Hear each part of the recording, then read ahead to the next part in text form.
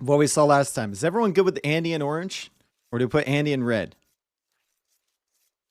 Andy in orange or Andy in red? Captain of the H, thank you for the 19 months. Appreciate it. Orange or red? Orange is good. Orange is my favorite color in Age of Empires 2 as well. Mr. Schlansky, thank you for the 100 bits. Okay, so Andy is playing as Persians and Dark is playing as the Italians, and they're actually closer this time around. So the fish boom is going to be a little bit more difficult being this close to each other. Persians should be really solid here. Faster producing TCs, faster producing docks, and critically more HP on the docks as well. So harder to take them out. Probably just your favorite color because you know your opponent wants to see on the minimap. One of the worst changes they ever made, Age of Empires 2, is changing gray to be darker. Now my sneaks just don't work the same way they used to, guys. Gray used to be my favorite color, not so much anymore. Orange is best now. It's King's Day in the Netherlands. I had a Dutch friend for a very long time. He wasn't from the Netherlands. His parents, his family was from the Netherlands. And he used to he used to brag to people when he was drunk. He said like I'm 215th in line for the Dutch throne. He would always say stuff like that and the number would always change. The number would always change. First he was like, 52nd in line for the Dutch throne. Then he was like 200th and then he was like 157th. It would just always change.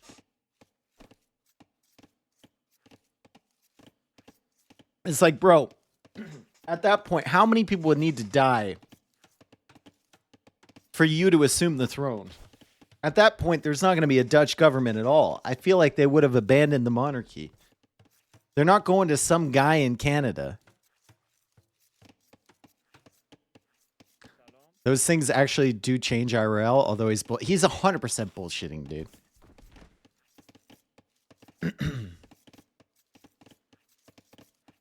100%. With Persians, FreakinAndy researches feudal age at 7 minutes and 36 seconds on average in a 1v1.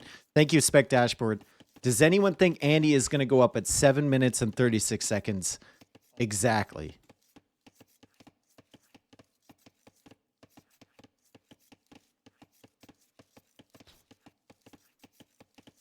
Be careful once he's sending out the Kingsguard after you. Bro, it's not Game of Thrones.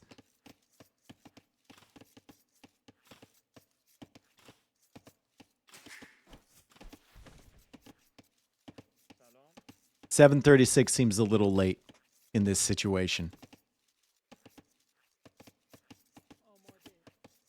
It's not Game of Thrones, dude. We don't have a Kingsguard.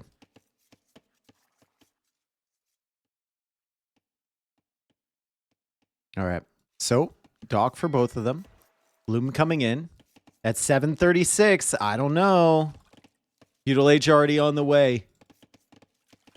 From Dark. A little bit faster for him. But with Persians, it's 6:49. With Persians, he will go up a tiny bit faster with his TC. Not going to be enough to make up the difference, but still, he's finding the dock from Dark. And might be in a position to harass the fishing ship, but there is a villager out there, so won't want to waste scout HP dicking around back in that area. As the scout from Dark is looking for the spot from Andy, he's not going to find it yet, but he's already eliminated this area. And he saw the scout from Andy coming from the left, so he'll assume that Andy's over here somewhere. 4 fishing ships versus 1. I wonder if it's a forward dock angle. It's not.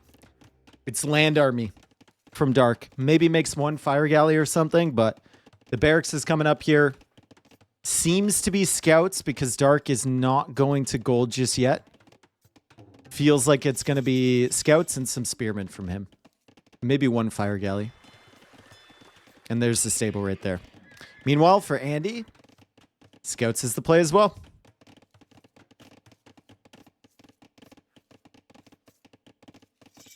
Guys, what should I have for dinner tonight? That's the important question before the game gets rolling. What should I eat for dinner tonight? Beer? Sausage? Burritos? I had a burrito last night. Fish? Nah. Not really the season for fish right now in Canada. Beer and pizza for the game. I've been trying to stay away from pizza. I was putting on a little bit too much weight, and I was eating pizza regularly. And now I've been staying away from pizza for like the last 2 months. So.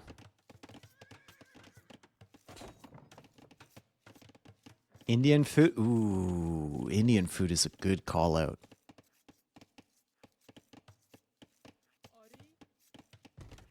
Stone walls on the sides. Seems to be the meta, right? Scout also dealing with the starting scout from Dark, and Andy has 2 of them. Still has more fish, and he has significantly more res collected so far. 500 plus as he goes for the walls on this side, and he's got more villagers too. Dude, it's this thing when I'm casting Andy, I always say and he's, or and he, but it sounds like I'm saying Andy, which is technically correct from Andy's point of view. But when I'm talking about Dark and I say and he, then you think I'm talking about Andy because I said and he. It's a unique problem that occurs only when casting FreakinAndy's games.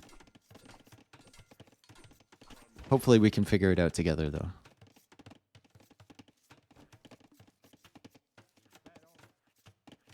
Doner kebab. I don't have many good doner kebab places near me. It's not really that prevalent here.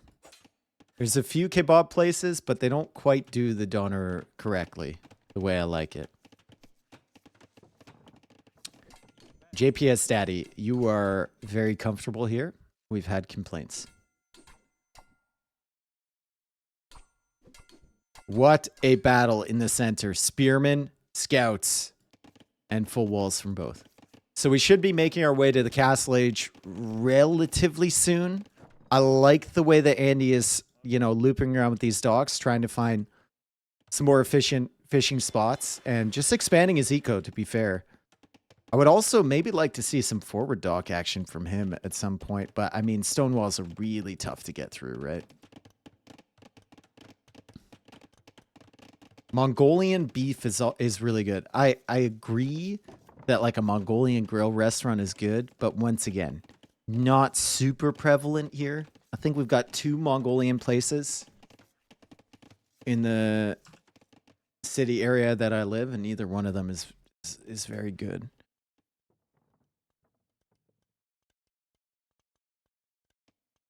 Now I'm hungry for doner. Same. Szechuan food. Not many great Chinese places near me either. You have Panda Express? I'd rather just, if I'm going to order Panda Express, I'd rather just go to like, rather just get some Thai food or something. Or like some Korean food. I might get Korean food.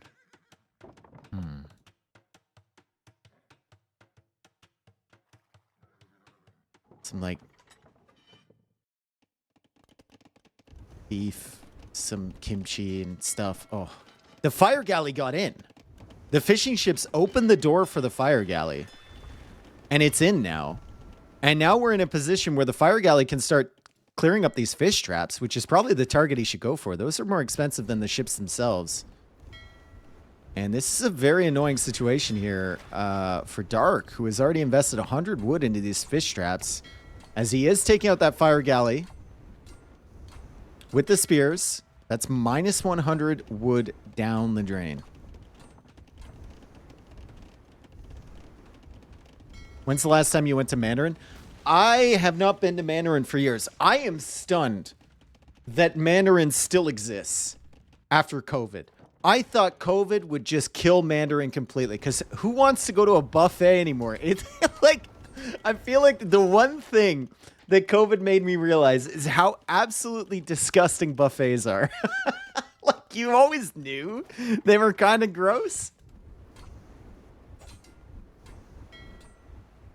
But, yeah. It just made you realize.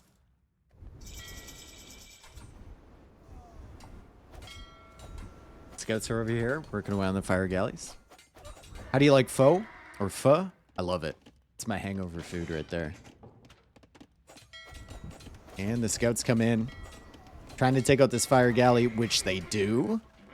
And the scouts go right through that gate. That gate has not accomplished that much. That gate has been a sieve. It has just been letting everything through on this side. And the scouts are now in towards the fish. And those traps, which are very expensive as Guild Nets comes in for Andy. 14 fishing ships for him, 17 for Dark. But Dark has not applied any pressure whatsoever on Andy's side. And Andy is just comfortably booming.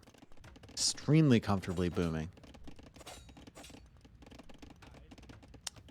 Boom! Who's booming? Hang on a second. I said Andy was booming. He's getting boomed. Damn, dude. Let's go Dark. Let's go Dark. Worth? Yeah, definitely worth. And now he can fish boom in peace. Dude, just lock it. Do something. Andy's going to keep coming back here. He's going for another dock. Okay. Wall this, actually. Could be a play. But then I guess the land units can just walk around. Go right through the gate again. Another TC for Andy. Persian boom is going hard here.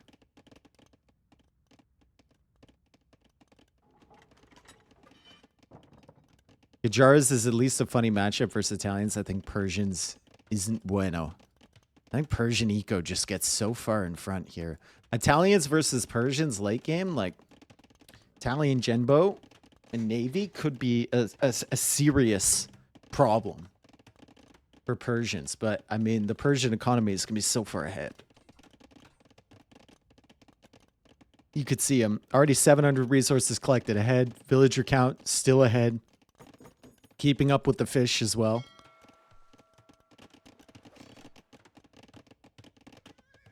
How many demos could you hide behind this rock? I think you could hide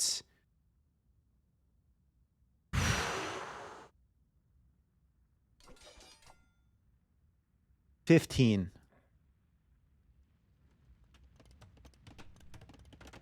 Right.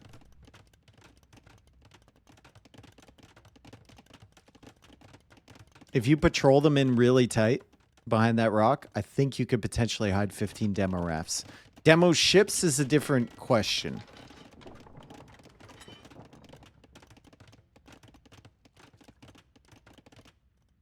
Fourth TC for Andy. And he just doesn't care. It's a Persian TC. Once it's up, it's going to be unbreakable. The only question is, does it go up? Because there are light cav here. Andy's got an additional spearman. He's trying to wall. This Komodo dragon is making life very difficult for him. And Dark didn't see that. Dark's going to come in here. Runs right in. We know Andy can quick wall. And he doesn't get the quick wall up, which is going to be annoying. Oh, now Andy has the same problem that Dark had. Oh, God. He's going to have to get this camel back here. Those fish traps are an instant target for Dark. No armor on those, so they die instantly. Versus the light cav. And, well, Andy has to hope that these camels can get the job done. Looks like they're going to track these. Looks like they're going to take care of them. Gates are not functioning the way that both of these players want. Ideally, you only let your own units through the gate, but sometimes they kind of malfunction. And I'm glad it's like that. I know in AoE 4, opposing units can't go through the gate, even if your own units are holding it open, and that always kind of bugged me whenever I was playing or watching that game. Feels like you should get punished for opening your own gate, you know? We need passport control in AoE 2. Could you apply for a visa if you're like a raiding party?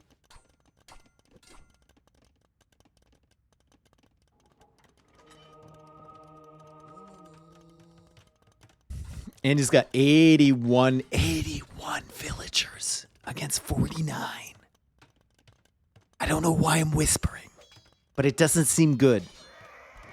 And now there's a castle forward right as Dark tries to go for a dock here. Andy is only building that castle with 2 villagers. Maybe a little bit more urgency is required here. That light cav is going to be enough to stall this thing out. And Imperial Age is on the way for Dark.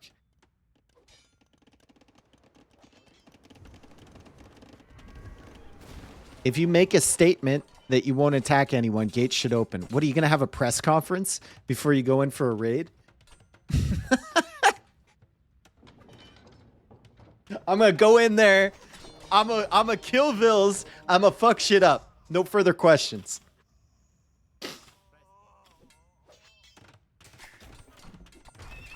No further questions. Andy just can't get this castle up. He really wants it. He's got 9 vills here. He could build it here. He could build it here. But obviously, problems with the demo just kind of hanging around here from Dark. And still the timing advantage is in favor of Dark. As Andy gets the War Galley upgrade. And Andy is going to be searching for a good place to build that castle. With the demos around here, it's a risk.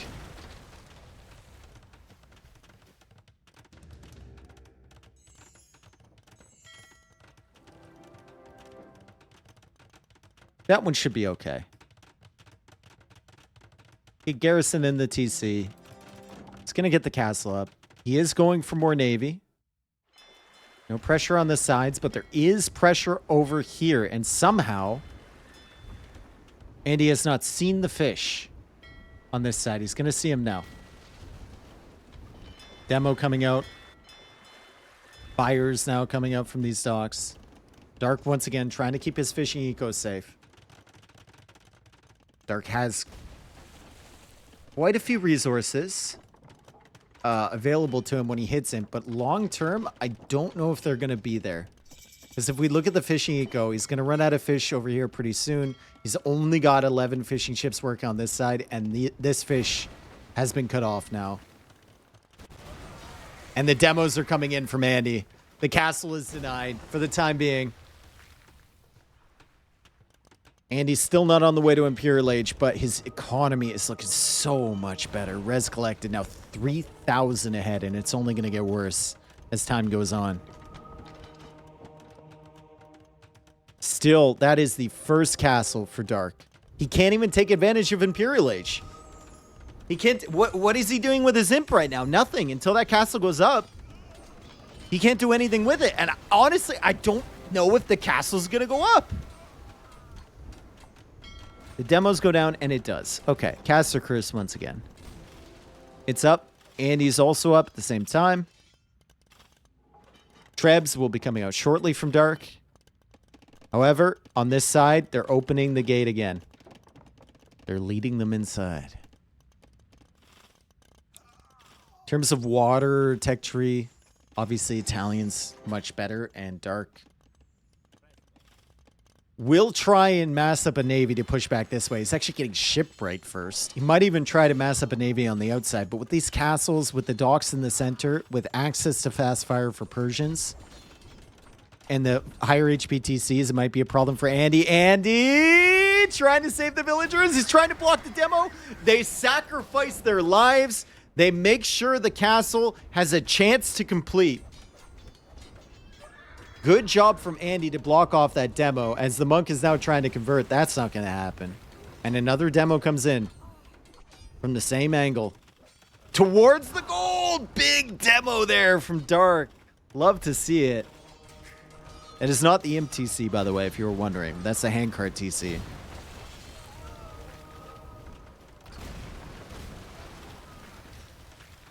Begun the demo wars have. Can everything be built on this water terrain except docks? Yeah, you need a shoreline for docks. Everything else, perfectly fine. How is this castles, TC, siege workshops, outposts? Andy will just go in for that treb. Oh, but Dark saves it.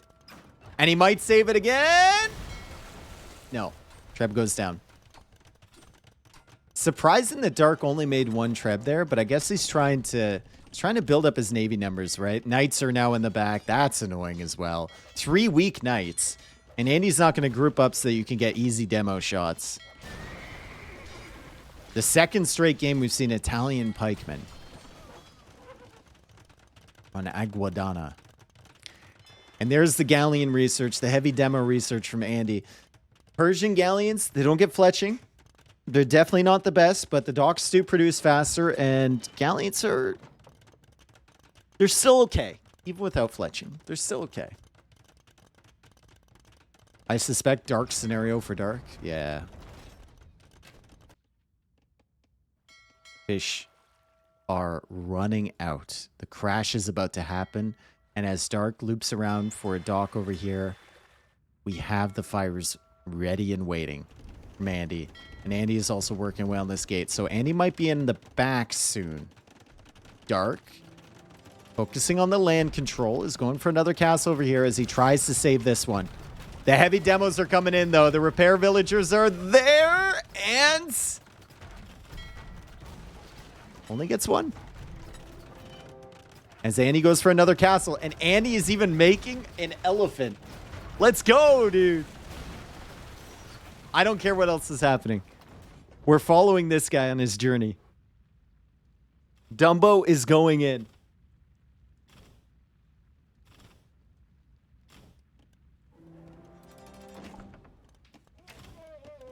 Big moments. Big moments here for Dumbo. Dumbo's dead.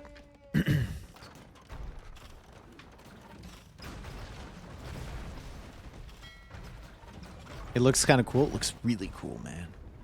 Fast Fire's now in for Andy. All of the technology's flying in. Another elephant on the way. And this is a problem. Dark's eco looks okay right now. It's not going to look good once he loses 21 fishing ships. It's going to look up there, and it's going to go from 30 on food to 9 on food. Oh, they're getting roasted. Oh, my God. They're getting roasted. Holy. That is tragic for Dark. The castle's still soaking up all of his stone, just being repaired. Andy adding in cannon galleons. He's got the galleon mass now. And he's found a wood line down here from Dark. If his fires get in here, could be absolutely brutal. And they're in.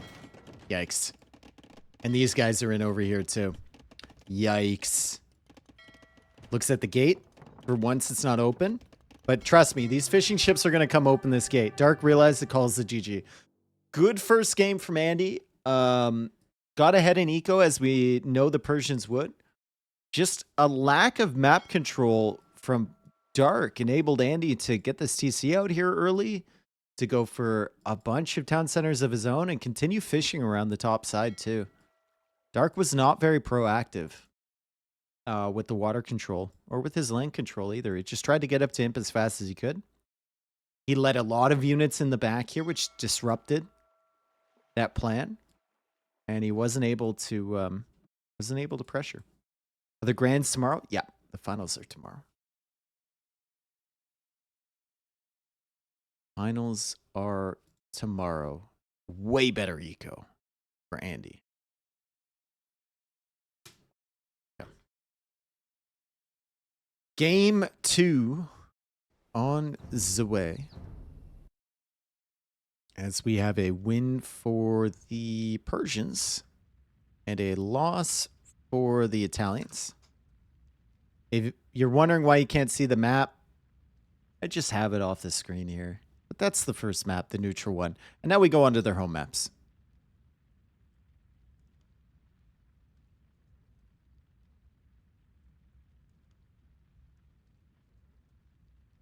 I'm going to run an ad now, so you don't get one during the game. Do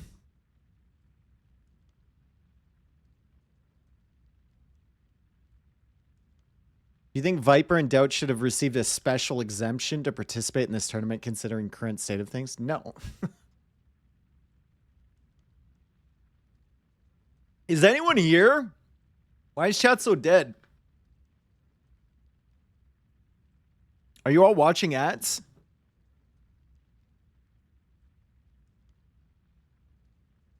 Adge? Alright. I'm a bot. I'm really fucking tired. Alright, go back to sleeping. There's probably a ton of TV watchers. Don't get up. Don't get up. I don't want you walking to the TV and hurting something. Just stay on the couch. You don't have to chat.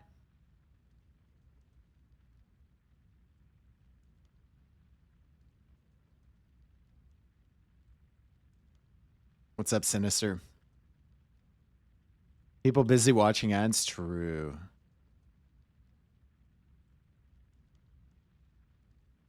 Na-na-na-na. Na-na-na-na-na.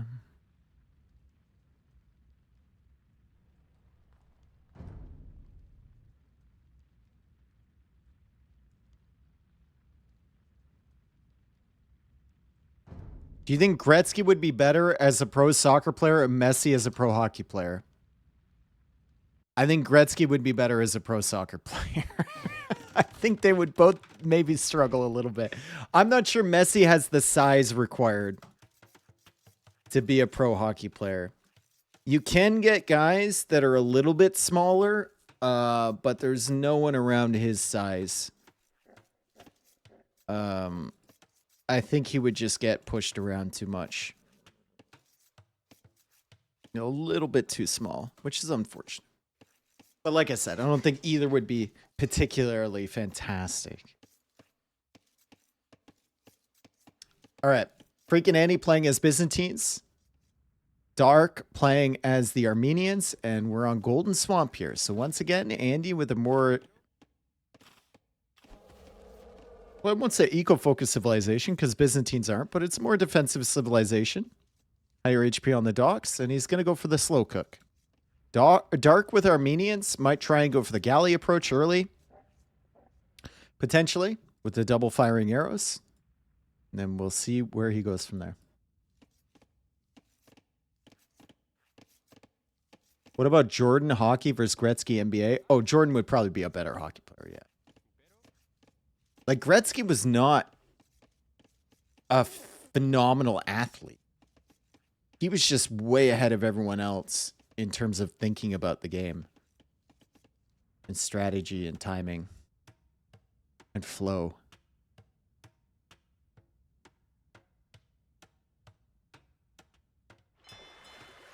All right. Dot goes up. From Andy. And it's kind of forward, but he finds himself a good position. Armenians, I mean, their galleys can be really good against fire galleys, but Byzantines, you have to remember, they're attacking faster, so very, very tough to fight up against the Byzantines, especially if you don't pay attention for 1 second, your entire galley force is dead. Dave, are you following the NBA playoffs? No. I haven't watched NBA in a few years. I used to watch it a lot, but it got really boring for me. So I've been watching almost every single hockey game, though. I think I have watched every single hockey game. I'm not sure I missed any. At least one period from every single one so far in the playoffs. Let's take a look at Andy's space. Easily wallable. Couple of houses here, house over here. There's 2 golds exposed, so he has to be careful about that. But if he walls like that, or just even like this, and then to the gold right here, he's got this gold secure. He's got 2 stones secure. Plenty of wood available. Should be a decent base for him. Let's take a look over at Dark Space. Same situation. Should wall to the TC, wall here, and then you're good.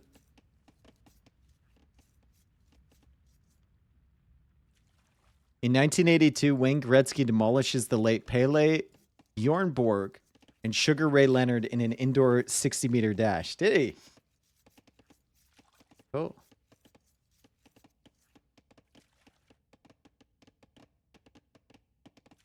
What do you think of the new auto farm placement feature? I'm an old grumpy old man. If you didn't realize.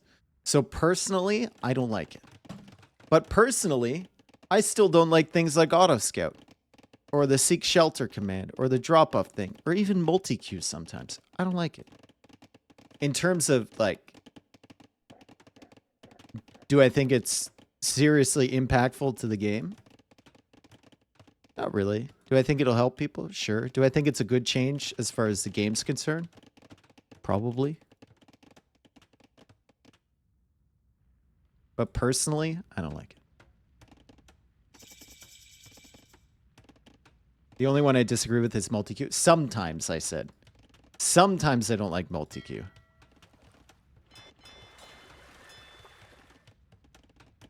Sometimes I do. And I'm sure long-term, my hands... I'm sure if I had to keep up single queue, now, at my advanced stage, my hands are thanking me for it. My hands are thanking me for it for sure. Feudal Age comes in here for Andy. Dark is already in Feudal Age. He's going to have the galleys out earlier, but the forward dock is going to make things very difficult. Dark can't really add in extra fish. I'm not sure why this villager is still here from Andy. She's dead. Unless that fire comes out on time. Why are you even hitting running the villager? Why do you care? Just kill it.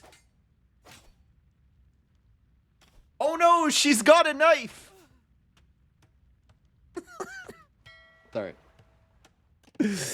Oh, the great heist. Oh my god, Andy trying to steal all of the water buffalo, and he's going to snipe this one. It does take 2 hits for those to go down. And Dark doesn't want to kill his own water buffalo, and this could be really bad because the water buffalo are kind of necessary when you don't have the fish and you can't add the fish and you don't want to add a mill because you need the wood for your navy. They're really, really useful for making these transitions. And if you lose them all like this, it's going to be really tough for you to keep up the production and keep your villagers coming out and keep making mule carts, which also require food. It's going to be tough. A very, very nice snipe there from Andy. I think he got 6 or 7 of those water buffalo as he continues to push away these galleys. He lost one villager early, but I'd say advantage Andy right now. Advantage Andy for sure. I mean, look at the fire galley number. And he's still chasing these guys back. The water buffalo situation for Andy is so much better than for Dark. That was a really nice job. Gonna lose another vill though. Maybe. Nope. Cast a curse.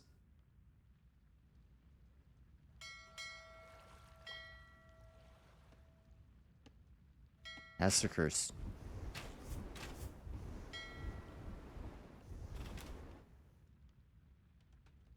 Alright. Fires are kind of surrounding them. Andy, desperate to take out this weak galley. Once you take that out, suddenly it's only 4 galleys you have to worry about. You gotta take down the weak ones for sure. And he's trying to target these. He's trying to isolate them, but they've joined up with the rest of the squad. And suddenly, we have a navy for Dark that can seriously contest these fire galleys. And not just run away all the time as he snipes the fish. So good recovery here from Dark. Still has some issues in terms of the food situation. Some idle TC time here for him. And he's fully reliant on these berry villagers bringing some in. And he's still not in a position where he can start adding in fish. And Andy is constantly trying to surround him. From Dark's POV, there's fires coming from everywhere. As one of those ships go down. And Andy's still making more fires, still controlling the production out of the docks and forcing more galleys out here from Dark. Andy still has water buffalo to work on. It's gone out to the mill. 4 villagers in the queue. So production is healthy. Should Dark get fletching? Ooh, yes, but he probably doesn't have it because he ran out of the water buffalo. And he had to spend, it's just cascading things, right? He had to spend the wood on the mill, which means he couldn't go for the blacksmith, and then he didn't have the food for fletching, so why go for the blacksmith anyway? At the end of the day, just a really solid job from from Andy there to snipe those. I like the fact he's got demos on the corner docks too. So these galleys are very weak from the fires. At least a few of them are. And likely Dark is going to spin around these docks thinking these are fire galleys inside of them. And he's going to get nice and clumped up right beside them. And then Andy's just going to eject and get really good damage with the demos. Also, there's fire galleys mixed in too from Dark. He's trying to get a little meat shield in between him and the fire galleys from Andy. Fletching is now in. Andy trying to get these fire galleys in behind, but he's losing units here. Now he's trying to bait him back into the demo. As he waits for another demo to come out here. It's all about positioning. So far, Dark has been up to the task of keeping these galleys alive. And a demo. Oh, so close. He didn't wait long enough. Fire Galley came out on the wrong moment. Andy now, first player to use the market. He's on the way up to the Castle Age. Also important to note, Andy has Town Watch. So all of the movements from these galleys are being tracked by his dock. Got it automatically, which is really, really solid. What is the best position for ships? I'd say afloat.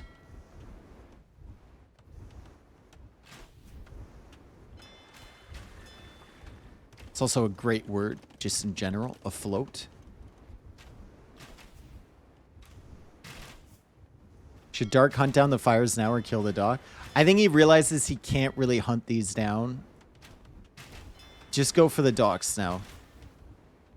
Once this dock is cleared, then you can try and find these. Maybe go after this dock as well. It's going to be a really tough position here for Dark. Andy's going to get to the Castle Age. He'll still have at least one of these docks alive to get War Galley. And then even if you have Armenian galleys against regular fire ships, it's going to be terrible. Oh! Huh! He's alive. Title? Yeah. Too lazy to fix it. I'm casting now.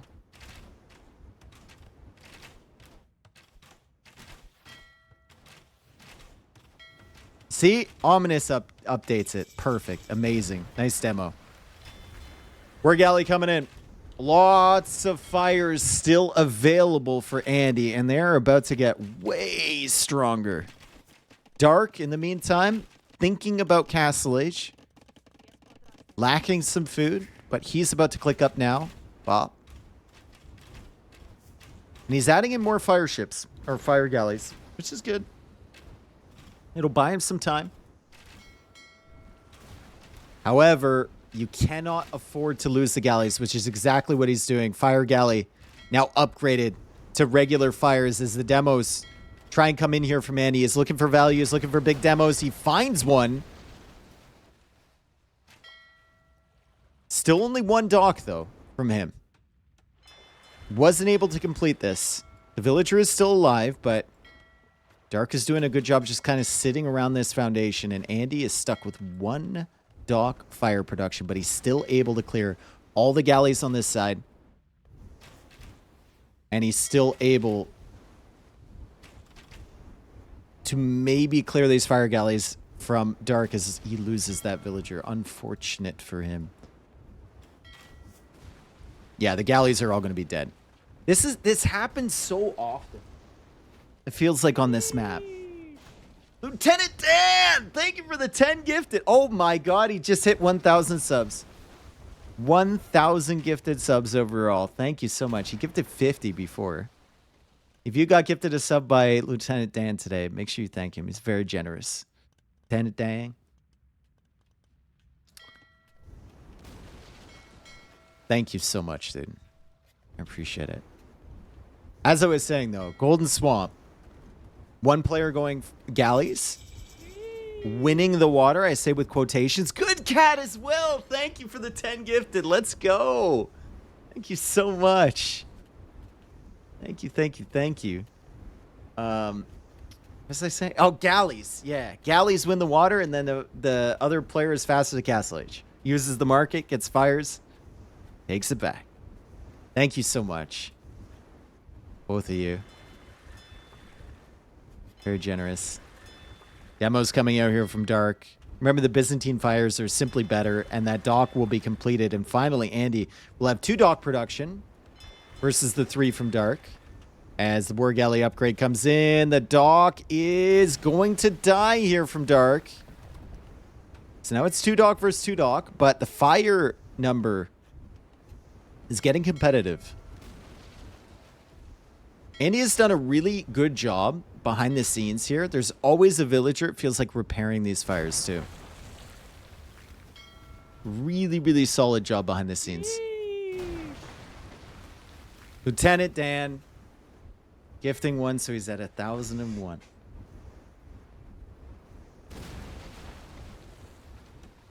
Thank you. It's been a lot of villager kills. 4 villager kills, maybe even 5 here if he gets this one by Dark. But at the end of the day, it doesn't really matter because Andy added that second TC earlier. He stopped any fishing potential here from Dark. He sniped those water buffaloes early.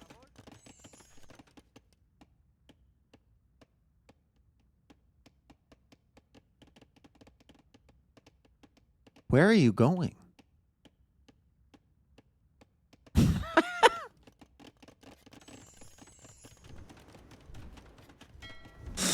Mulecart just wants to get out of town, man. Doesn't want to be a member of the team. Oh! Oh! Once again, we rewind so we can see this beauty in action. The fire was trying to get away. Andy's like, nah, bro. Nah. Blocking a fire ship with a villager, never seen before. Never seen before things here in Age of Empires 2 as Andy survives with the woman. Might use her to repair in the future. Still producing fire ships. And now has 3 town centers. So the eco for Andy is expanding. And Andy just looks so comfortable so far in this set. However, keep in mind that our Armenians player is making warrior priests and is snagging the relics, and also Dark is on stone way faster than Andy. So he's going to be thinking about a castle, maybe in this center area, maybe somewhere in the buildable terrain, as Andy is thinking about a TC in the middle, potentially. He's buying wood. He's buying wood again. He's going for the TC. I'd love to see demos here from... Oh, we got him. Oh, you better be careful with that. You better be careful. Good demo with that castle position. He's making it out here.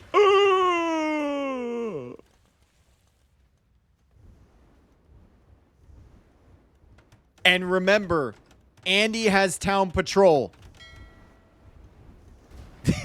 Oh my god, Dark comes further forward. What?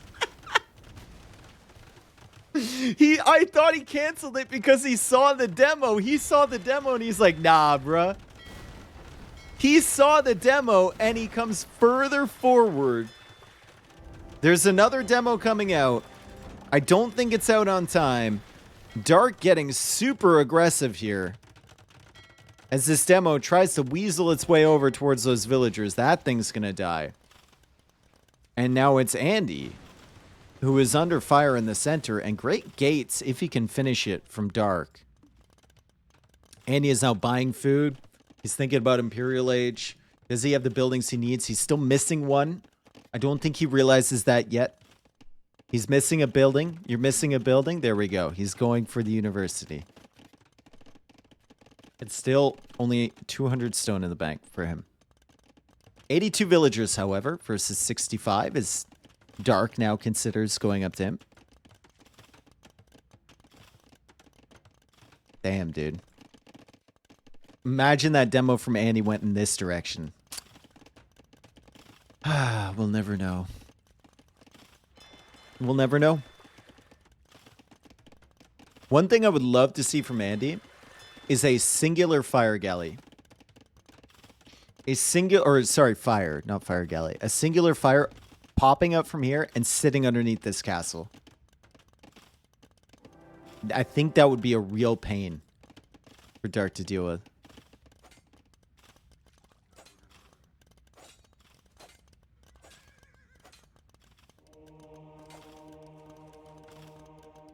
Nice, quick gate.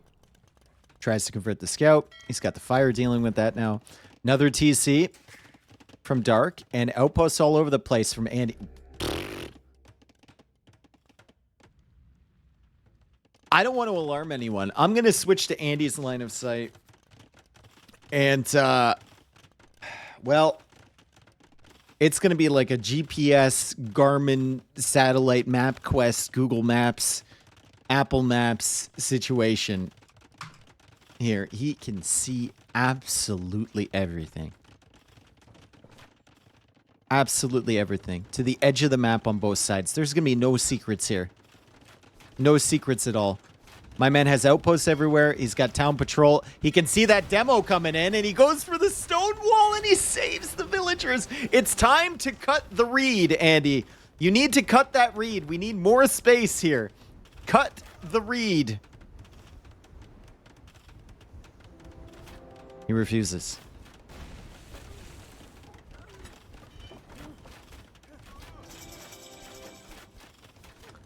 Dromans. I think this may be the first time ever I've seen a Droman Civ, 2 Droman Civs on a hybrid map, and I haven't mentioned them up to this point. We forgot about the Dromans. Oh my god. Whoever gets to Imperial Age first, really going to take advantage of it, and it is Andy this time around. Now, the question for Andy is, do you go after the docks here? I think you go after the docks. I don't think you go after the castle. I think you want to kill these. But who knows? He can always make more docks in behind. And yeah, he's going after these first.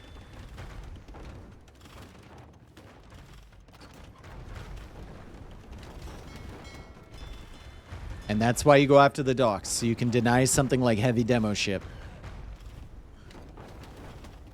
It's a mistake to research it there. Gonna have to research it again. More docks being added back here. Meanwhile, composite bowman into the base from Andy. Andy can make skirms, but these things kind of counter skirms a little bit. Already has bracer for them, so didn't really need to purchase many upgrades.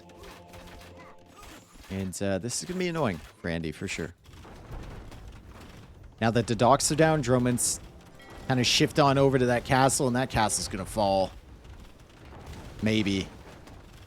Droman goes down. Fast fires are out. Castle goes down.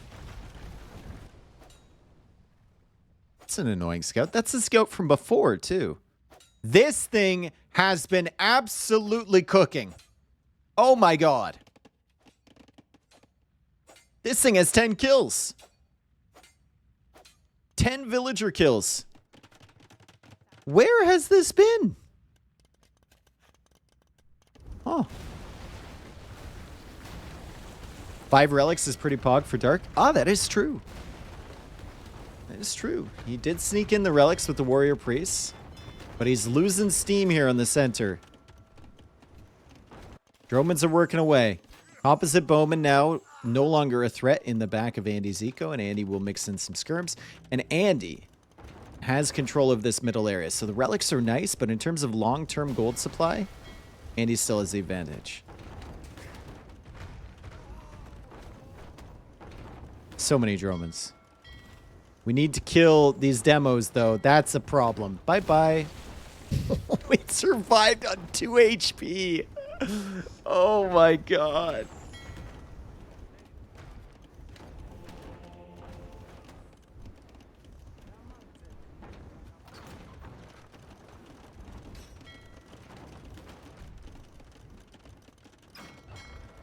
Just demos here.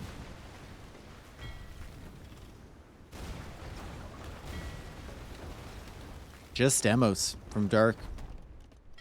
Andy's still working away. He's going to kill that fortified church, which has the relics in it, but Dark can just replace that somewhere else. Dark also getting shipwright. Andy now over here kind of tracking this. Like I said, there's no secrets, right? Like Dark's redocking here.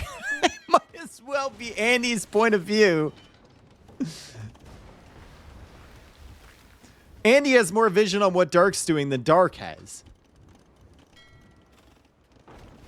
Fully aware of all of the positionings around here. Redemption now coming in for Andy. Cataphracts being added, just a few of them, and some monks as well.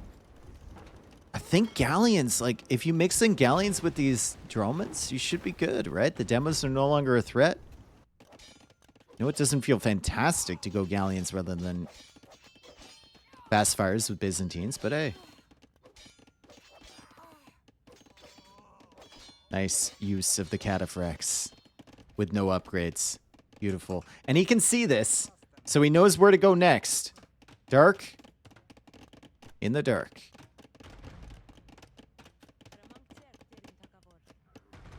Nice job from Andy. Continues to get some good rating damage here. He's found the castle. Well, he's found the castle. He saw the castle the entire time. And now he's going for some stone walls across the middle. Heavy demo coming out from Andy, too. Dromond's still trying to work away on the docks. And the cataphracts are now dead over here? No, the cataphracts are back here. Waiting for another opportunity. As we see a castle come in from Andy. That'll lock down this entire middle area. And adding in some more navy as he comes in with the cataphracts. Doesn't matter that they don't have any upgrades against these composite bowmen. The armor wouldn't matter anyway.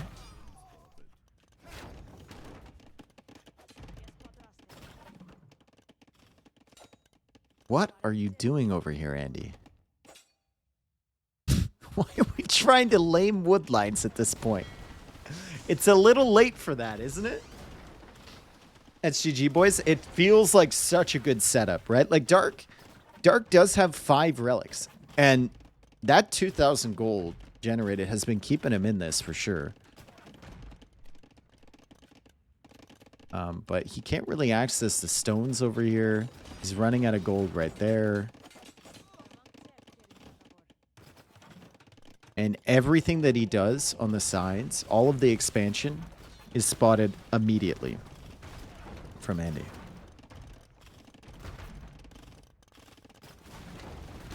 It's just like 160 villagers. I know he's only at 180 pop. But it feels like he should have more to reflect that economy. He's queuing up another one. All right. It feels like he should have... We should be seeing more military for this eco. He's focused on the walls, though. He's walling on this side. He's walling on this side. And more dromons. Are dromons better than cannon galleons? For some things, yes. For the fights against the Navy, I think they are. This Andy utilizes the monks and gets some conversions here. Against buildings, I think cannon galleons are better. Elite cannon galleon has a lot more range. And I think more damage output as well. But not requiring chemistry is huge as the castle takes care of those demos. Beautiful job there. And Dark is cooked. Dark, you're done. I don't know if there's any way back from this. Against Byzantines, especially against a player like Andy.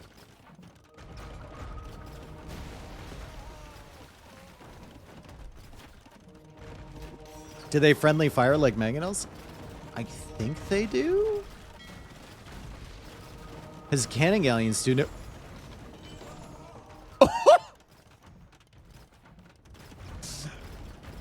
You're not going to heal that. That was a big boom. That was a high value boom. It was like, what, 7 monks or something? Oh my goodness.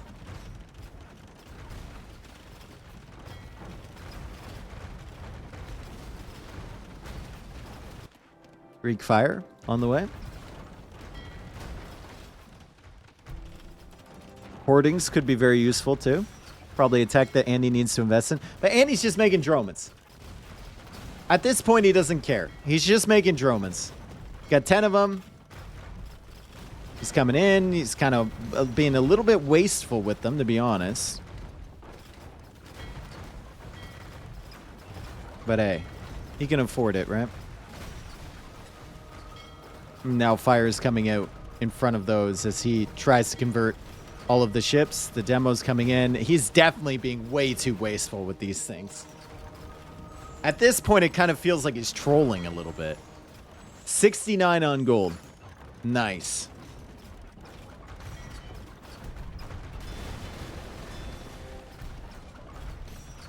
Castle will go down. If he just took out the docks instead of the castle, this would have been over like 3 minutes ago.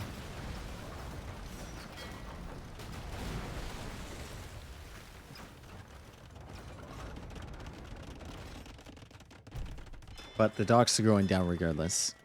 And I don't know if there's any redock potential. Don't worry, though. Dark has a super sneaky attack. You see him heading into the wood line. Andy saw this the entire way.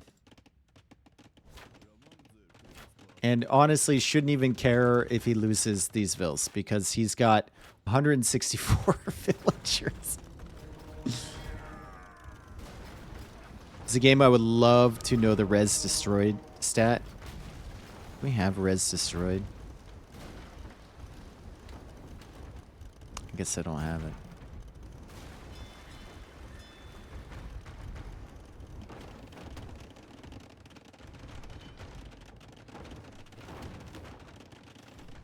You can see Dark has a higher military score. And that's just from kills, likely. Still never pop cap? Well, he is now. If Dark knows what's good for him, he never kills vills with these things. Because that's what's hurting Andy right now.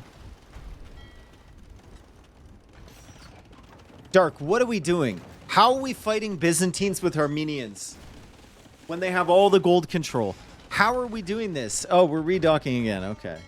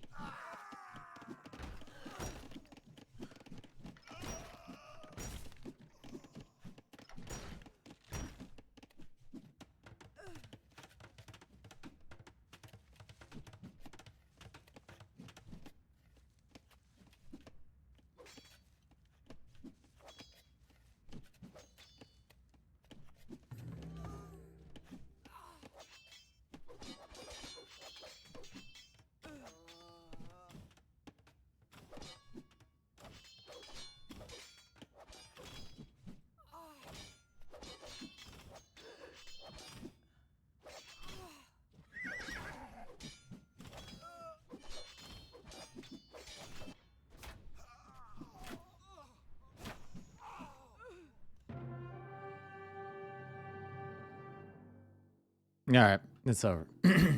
So 2-0, slightly inevitable.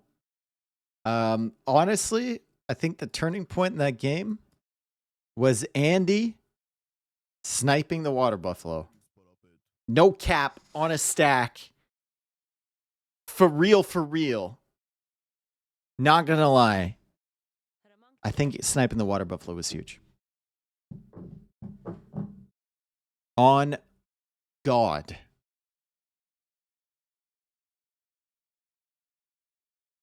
Yeah, Armenian demos went kind of hard too. Did he have Cilician Fleet though? I can't tell. I think he did.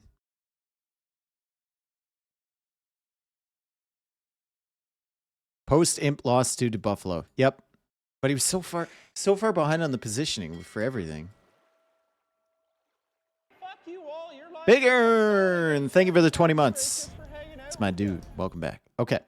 Game number 3 coming right up. And we are almost at 5 o'clock, and the Leafs game starts at 7. You should have heard your mom last night. She sounded like my great aunt when I Right. told a surprise visit. She was like, oh. Hurricanes and the Islanders are tied 2-2. Oh, it starts at 8. It starts at 8. Perfect. Rado, thank you for the 33 months. We got time. Not stressing. We got time. Perfect. Amazing. Ooh, the Islanders game is an OT. The Islanders are going to lose that easy.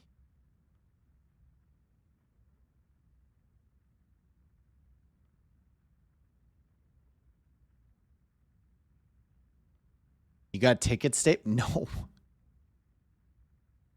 Tickets to a Leafs playoff game in Toronto? No, I don't have those. Wish I did. Wish I knew somebody.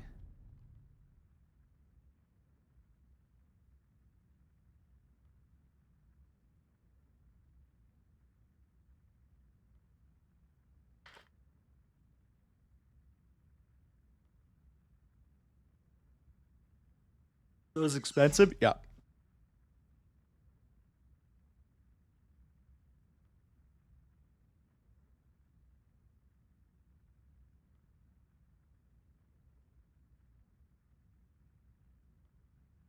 How much did you pay for your Sinister, or did you just know somebody?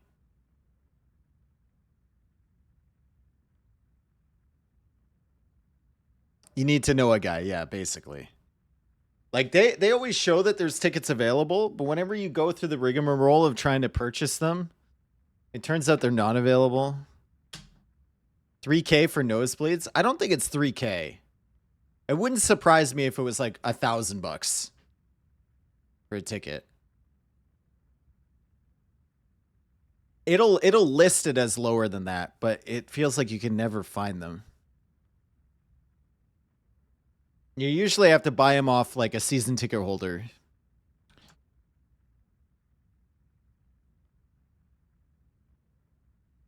All right. Everyone knows the guy except for me, apparently. Okay, here we are on Monocle, and we actually have Goths from Dark and Dravidians from Andy. This is very similar to the Romans Japanese energy we saw from Barles and Andy yesterday. Was it Andy? No. It was Andy? It was Andy. Hart, sorry. Knew it was somebody. Barles and Hart yesterday, where it was Men-at-Arms against Men-at-Arms, and then Pikeman versus Pikeman. Could see something very similar here.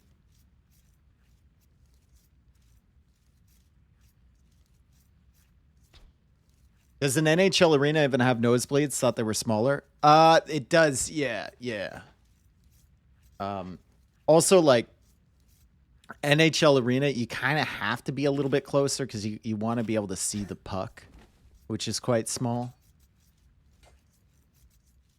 If you know, Andy finding this villager forward as Dark came forward with a Vil and tried to lame, and Andy is trying to stop this. Now, Dark, I mean, he's going to lose this Vil. No! Andy, did he lose the house too? Did he lose the wood from the house as well? Oh, Dark, trying to be aggressive with the lamb. Let's take a look at that. And see, I just want to see if he got the wood back from the house. He did get the wood back from the house. Okay. Cool. But still, not a great moment for him. Came forward to try and lame that boar from Andy. Andy says, no way, Jose. And instead of just sitting there and killing the boar, Dark tried to bring it back still. And Andy will successfully get that in. Dark is still forward here with villagers after losing one. He's going to be laming the gold. Gamba, keep gambling. It's not over yet. I mean, Goss losing a villager, nothing new. Losing 2 might be a little new, though. TCs can't hit anything.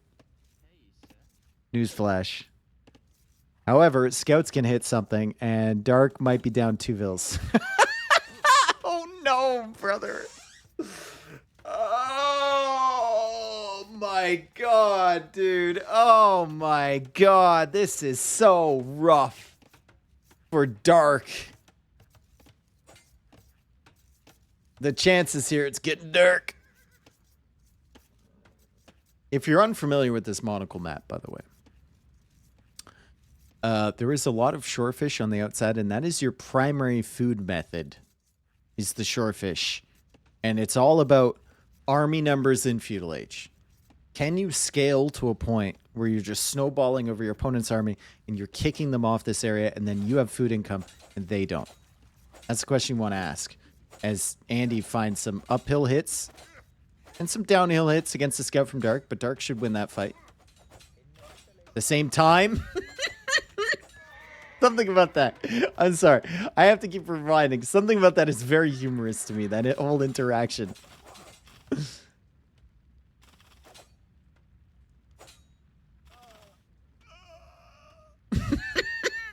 It's cinema.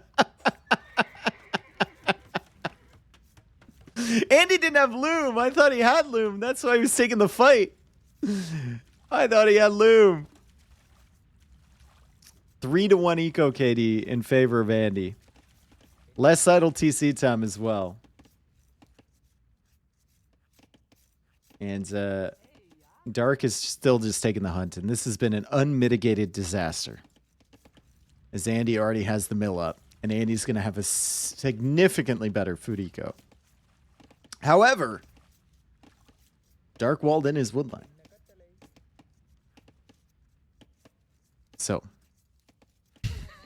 impressed? And it's not like Andy can go for, or sorry, Dark can go for any super early infantry aggression because he doesn't have the wood. He needs the wood for a mill here. And then what? Then you're at 25 and then you need the wood for a house?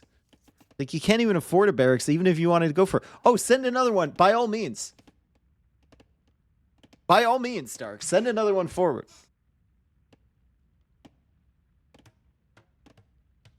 He makes the house, but he doesn't make it here, which indicates that he might want to send her forward again.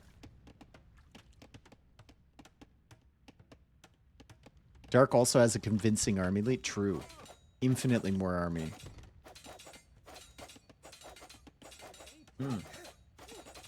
Good wall. And he breaks through this one. And he's going to be chopping. Feudal Age is on the way for Andy. He's already making militia. And Dark just now clicks up. Now, he should have enough time to get up to the Feudal Age before these militia come over here. But then what does he do? He just goes for like a tower or something defensively? It doesn't feel great. Definitely doesn't feel great. Andy's already on the way. And...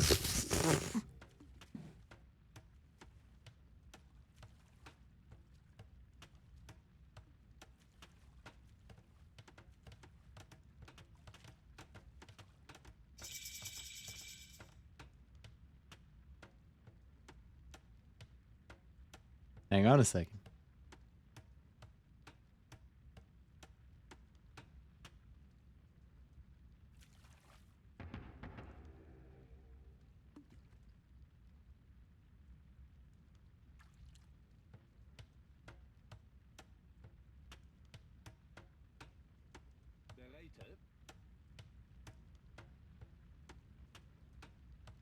Oh, we can't let him see me. We can't let him see me. Fuck it. We're going in. Oh, shit.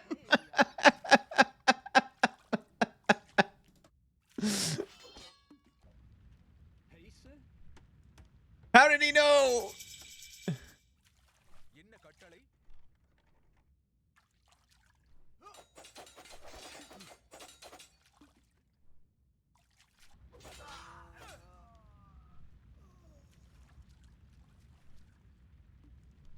Build cooking too hard. I think we're over the build portion of this. I think it's great that Andy is adding in the men-at-arms in defense until he can get the archers out, which he's doing right now. He's obviously still got these guys here. Dark hasn't lost a villager yet at the back. He hasn't lost a villager in his own base yet. Let's put it that way. As Andy comes in and misclicks the tower. So unfortunate circumstance here for Andy. Doesn't get any value there, but he's successfully stalled out all of this stuff from Dark. And now he's got the archers and he's got the men-at-arms. And none of this has really gone according to plan for Dark. Even the improvised elements haven't really panned out the way he was hoping. But he'll do the goth thing and he'll just keep producing infantry and hoping for the best. And he did manage to snipe a villager. 24 vills for Andy, 24 vills for Dark. Hey! Pretty even. Problem now for Dark is that he doesn't have an archer range. So we will definitely need to see something along those lines. We'll also need to see continued defense here from Andy. I'd love to see a tower somewhere. Maybe like even a tower over here and you shift your villagers gathering over to that side. I guess he's going to go for a mill here, so maybe a tower here would be good anyway. As he hunts down this final men-at-arms and gets supplies.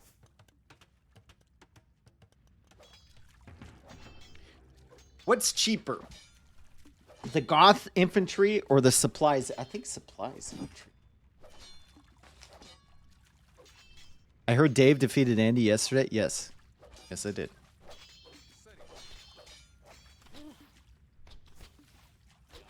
Discount increases per age, right? Oh, does it? That would, yeah, that makes sense. I don't usually math with goths very often. Goths are very not math-hesive. Are you going to kill her? Or are you just going to let her walk right, Andy?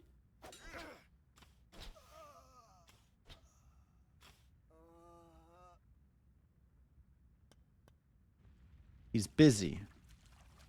Some cracks in the armor potentially for Andy as Dark just keeps making men-at-arms. I mean, at this point, why not? He's never going to go for a tower here.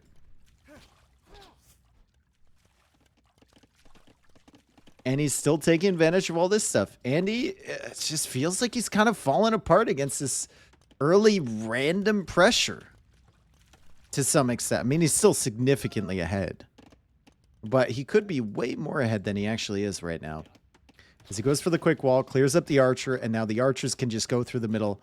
And that gold is very exposed. However, Dark, go for a palisade wall behind this, and Andy's going to be forced around. Meanwhile, at the back,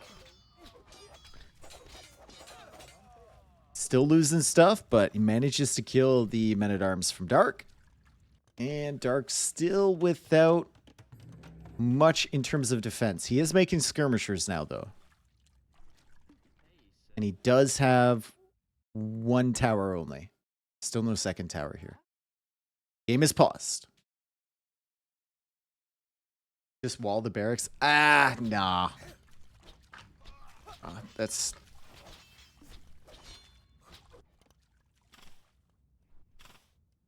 Walling the barracks is good in theory until you try and do it in a game while you're doing other things. And then you find out how bad that of an idea that is.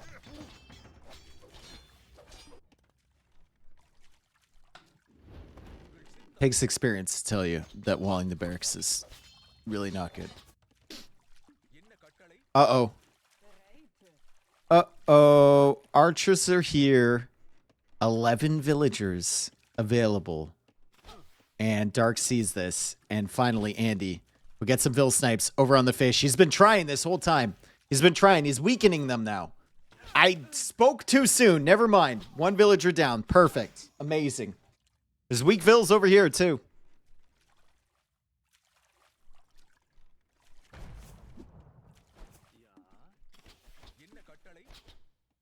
FM, can you please stop offering to send chat pictures of your butt? Thank you.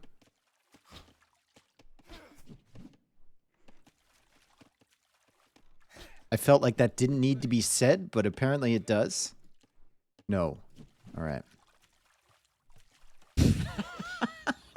And the barracks is down. And the houses are going down too. And the archers are still running around here. Dark is actually looking like he wants to click up to Castle Age here, and he's going for a market. So good job from Dark to actually stay competitive. Andy is already on the way up, though. And it's surprising how competitive Dark is with these timings. It really is. Elephant archers. Do it. Do it. Elephant archers, you won't. You won't. I had to pay for those and he's sending them for free. Well, that's your first mistake. Never pay for something you can get for free. You're not going to publicize your OnlyFans page? I told you. I don't do OnlyFans. And if I did, it would only be tasteful pictures of my butthole. That's it.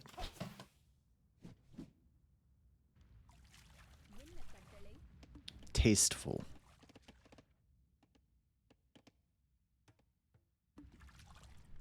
I don't think Andy realizes these are still around. Is it bleached at least? Well, that's something you're just going to have to find out. Kind of lighting. Like I said, you have to pay for that. And I'd never do it. But if I did, that would be the route. So, crossbow, bodkin, tons of exposed villagers on the fish. And these skirms are still tracking the archers. The men-at-arms are coming in. He can finally find some value with these. How many weak vills are there? Too many. And the game was speeding up a little bit there, so I think we know what's going to happen. As Andy goes for the town center. Comes in on the fish. Knights are the play for Dark. He's losing more vills. Andy's in on the wood line. And I don't know if he can quick wall him in time. I mean, this gate has no HP. Andy goes after the house, but still, over here, long sword is in, and the villagers are dead. Oh, no. Dark is struggling here. Down 3-0 in this set. Andy just looks like he's on a completely different level. Dark had a really good run to get to the semifinals, but he's going to have to pull something out here to make this competitive, because Andy has just looked so comfortable in all of these games. The beginning there was definitely not great for Dark, right? You come forward, you lame the boar that's right here on a map where there's plenty of available food. You're busy laming a boar. Why? We can watch this villager die. I know you're Goss, but why? If he loses that boar, he just comes out and mills this earlier. And he's fine. Very strange.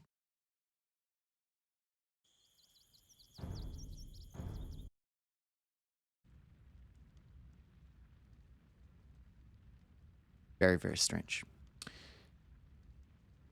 Horrible map? Okay. Monocle is a loss for Dark. We had Golden Swamp earlier, which was a win for Andy. And then we can mark down the Civ wins, which is Byzantines, Dravidians. And then a loss for Goths and Armenians. At least kill the boar, then use the Vil to drop racks and go infinite militia on the fish. There you go. There you go. He's not wrong.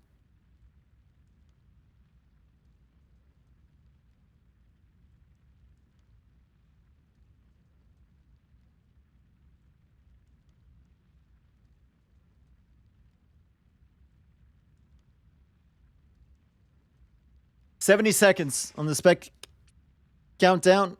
Land Madness, Romans against Magyars. Think Dark has a chance here. Andy can't full wall in this map.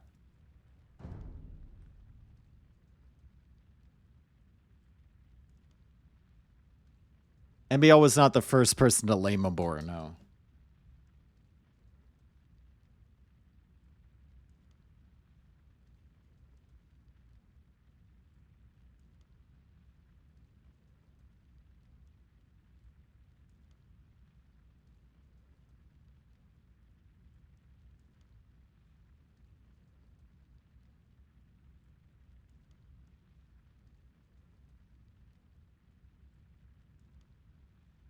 There are millions of good German songs. Why this? Sounded like my great aunt when I pull a surprise visit. Millions of good. Bro, we all know there's only 3 German songs: 99 Luftballons, Du Hast, and then the other one that we decided was a German song. It was a big ceremony when Germany got its 3rd song. What was the other one, Exocet? Ah, yes, that one. The Volaggelost. That's right.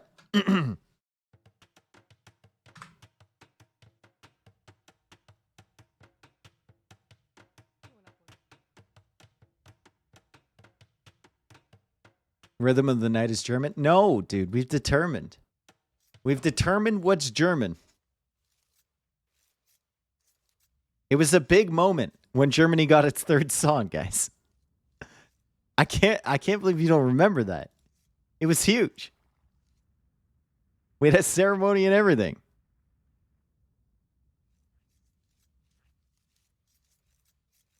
All right. Andy's up 3-0. Dark needs to make something happen. And Romans are an excellent option here. I know Magyars are really good on Land Madness, but so are the Romans. And I would say Dark is probably a better open land map player than Andy is. It's where Andy kind of struggles, right? Andy needs time to cook. Needs some time to build up.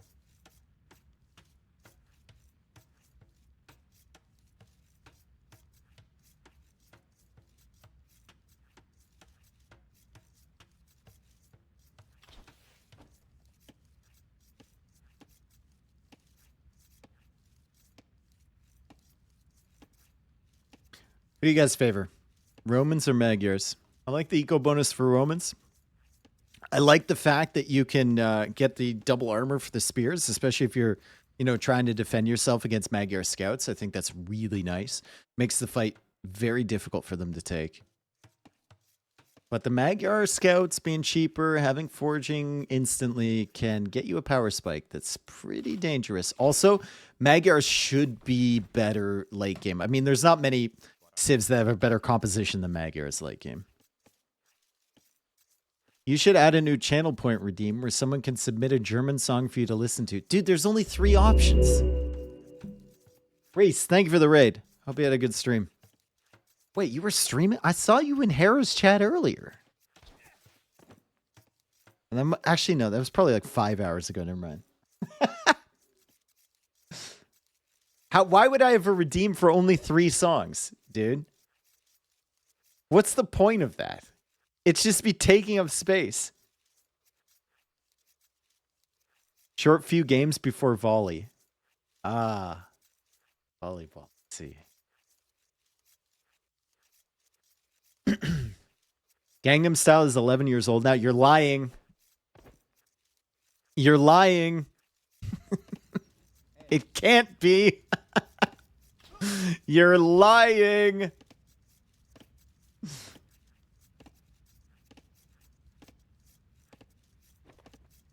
Remember when Tata wrecked Viper's Magyar Cav Archer with Roman Scorpions here? I do remember that game. Yeah. Do you remember when Doubt went for Armenian longswords in Feudal Age and killed like 20 of Hera's villagers and had a huge vill lead and then was 5 HP away from getting through the lumber camp and killing the remainders, but Hera managed to survive? I remember. Thank you, Reese, for the reset. Thank you. Cy turned 73 this year. There's no way he's 73, bro. Wait a second. He's 46.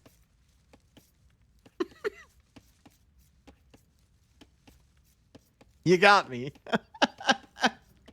You made me look. You made me look. Okay, feudal age on the way for both. 19 population for Andy.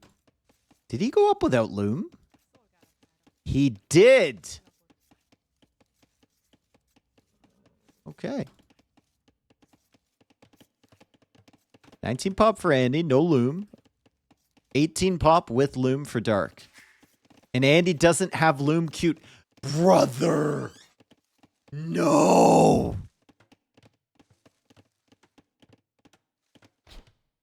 Also going to lose these pigs to the scout. Nope, he doesn't. He just doesn't. Dark just goes all the way around the pigs. There we go. He's taking the pigs now. Queue up loom. He doesn't have loom queued. He is going to win this 1v1 against the scout with forging.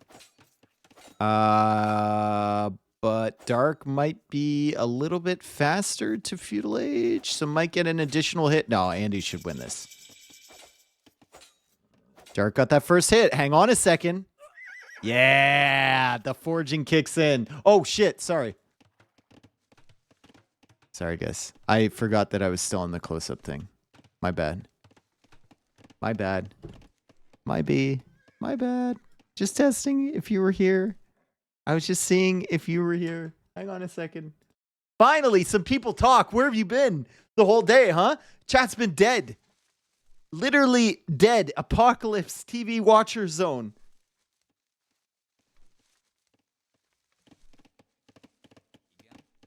He still doesn't have loom.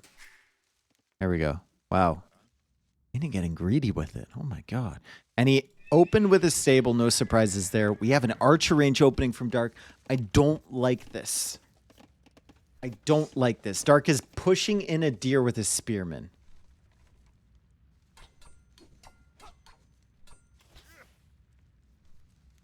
This is the best of use of your time.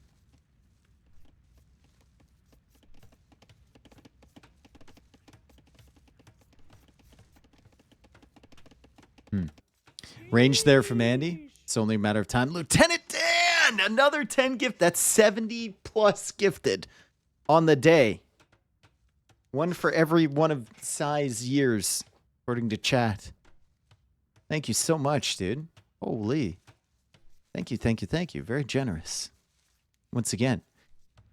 Scouts looping around from Andy. They have forging. There's areas to hit here from Dark, and Dark is housed. So he's struggling with the archer production. He sent forward the archers here, or an archer rather, and another one over here. That's an interesting approach. Usually you send 2 archers with 2 spearmen, and this is why. Because Andy is going to have the army to kill this right away, and then Andy's going to have the army to kill this right away, and then Andy's going to have the scouts back here to potentially kill this. There's a spearman in defense there from Dark, but I mean, if you can't get any value with the opening archers and you can't even buy yourself enough time to start the scout mass, it's gonna be rough. Scouts are now coming out from Dark. He's forced to quick wall. And FM! Thank you for the 10 gifted as well. Let's go. So many gifted subs. Thank you, guys. I appreciate you. All of you. Some of you.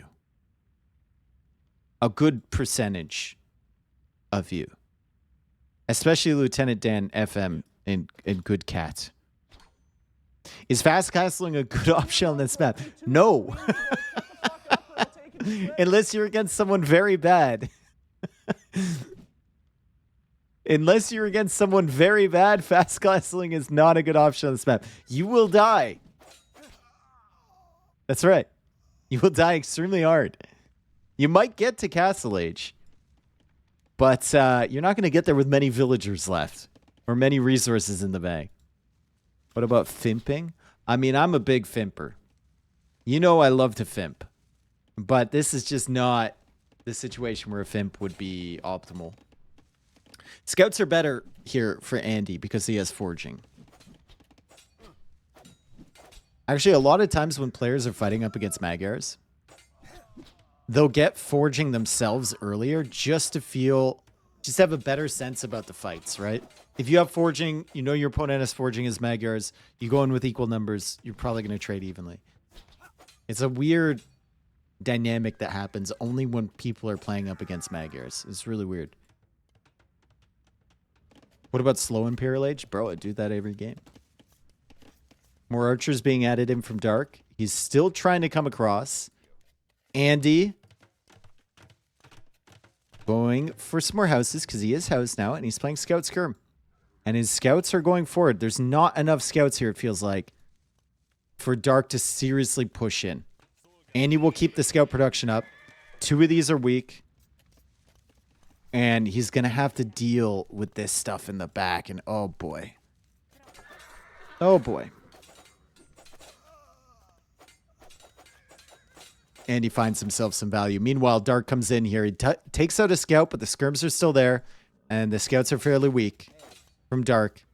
As Andy actually doesn't even kill a villager there. What is going on with Andy and sniping vills today? He's just failing to snipe so many weak villagers. I mean, granted, he is distracted back here, but still. Usually he's on top of stuff like that. Like, how did he not even kill a villager? And he's going to lose the scouts too? Andy's kind of falling apart here. He doesn't have fletching. He doesn't have the armor. He doesn't even have a blacksmith. Does manage to kill the scout there from Dark and will clear up this army. He's killed 1 villager and lost 1 villager of his own, but it feels like that should have been way more. There was only 1 spearman here, which he cleared up super easily. And then the villagers just chased off all of those scouts. Zeta2, thank you for the tier 1, man. Welcome. Once again, FM, 10 at 10, good cat. Thank you. The gifted subs. Dark has tanky spears now. Oh, he got the armor. Nice. That makes the Romans very dangerous. For sure. Especially without fletching. On the units here from Andy. It's all bonus damage now for those skirmishers.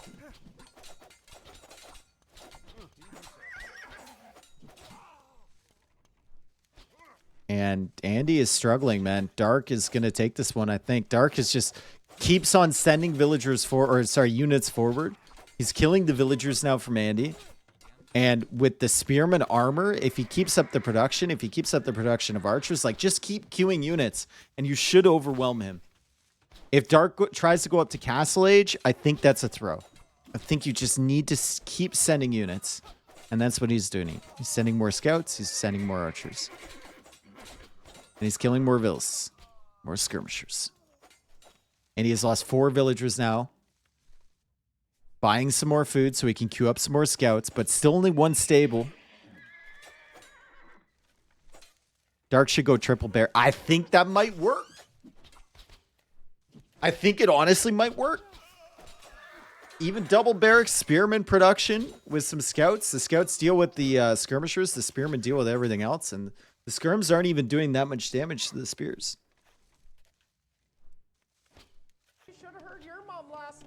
And he still doesn't even have fletching. Yikes. Yo, Eelmore, thank you for the 27 months. 27. Second stable, finally, for Andy. But he's been buying food. Like, his food eco still isn't fully there. Does have quite a few scouts, and Dark has not added another production building. 1 stable, 1 barracks, 1 archer range. And, oh, Dark. You've kind of let him back in. Because you didn't do that.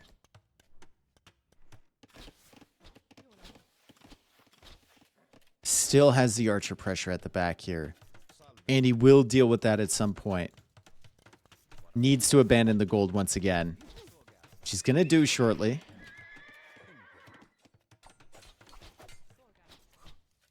But maybe there's an opportunity now for Andy. Dark was holding on so well to this position. But you can see it's really slacking on the military production.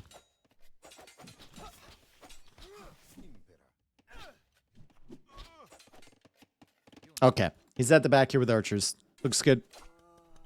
Still over here with military. Looks good. Andy still doesn't have fletching, even if he wanted to go for skirms. And the GG comes in. Perfect. Dark takes a win.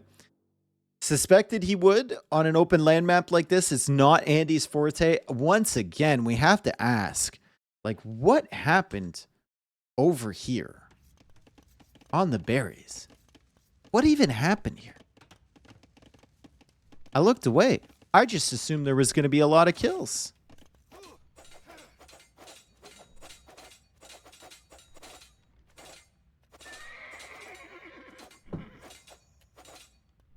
What are you doing? Stop clicking. Just let the scouts do what they want to do.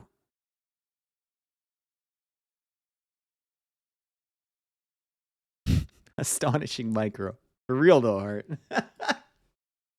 Sometimes, hey man, sometimes it's the clicks just go a little too hard, you know? It's too many clicks. K-Cap said it years ago. One click better than many click. And in that case, no click would have been better than many click. Yikes. He didn't even force an army back to deal with that. He just kind of let the villagers do the work, and then he pissed off. Where was K-Cab from? K-Cab was from Korea.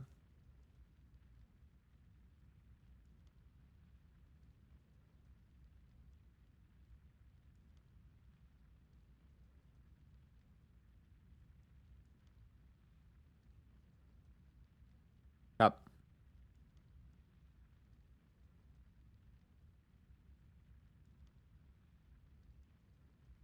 What's the next map? We don't know yet. I want it to be Fractal. I hope it's Fractal.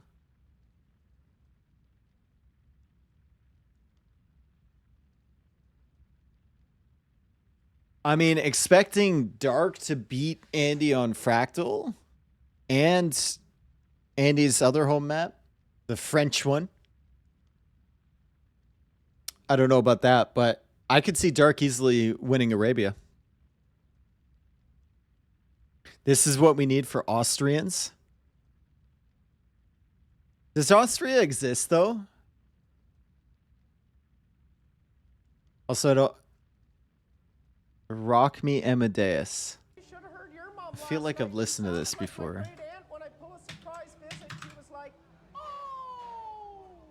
A huge F6 my face on the keyboard says hello.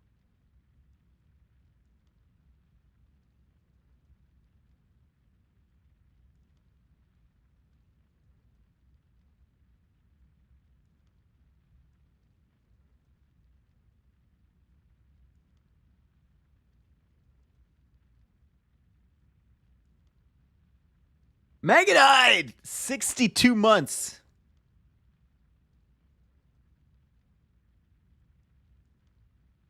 Guys, this dude sounds like he's got a wiener schnitzel embedded in his throat.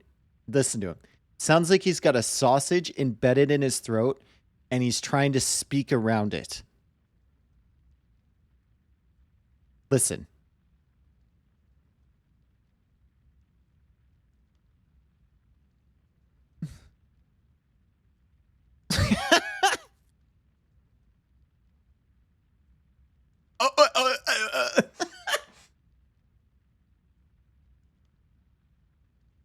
See, I knew all the Germans would be like, yep, Austrian.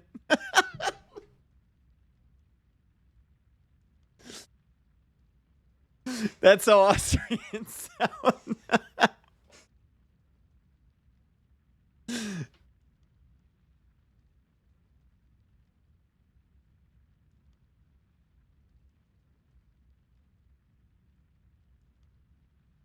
I feel offended. Dude, I don't know the stereotypes around Austria. I just know this guy sounds a little weird. I can't speak German. I can't compare. To me, all German sounds the same.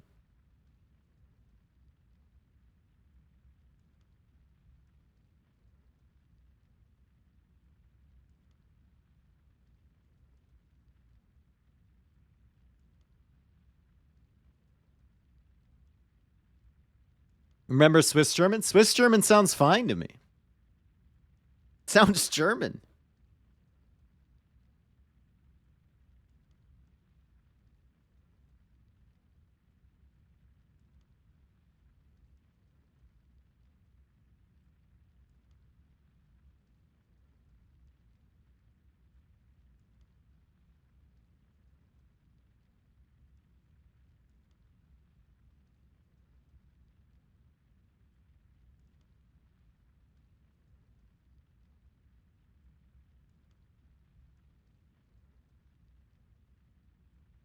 All right, we're waiting. Fractal. Nice.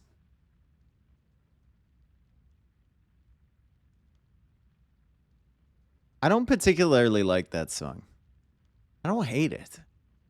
But it sounds disturbing. I literally want to do the Heimlich maneuver on the guy singing that. It just sounds weird. It's just weird. All right. We need something here. We need something here from Dark. Dark. Can you do it, buddy? We're going on to Fractal. We need something. It's 3-1.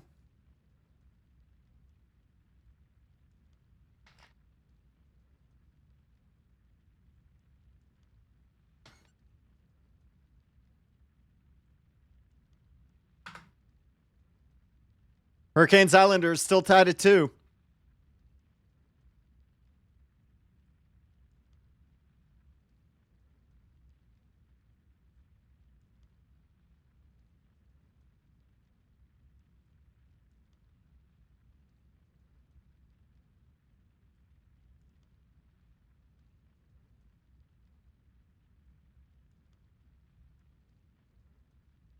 Come on, Rob!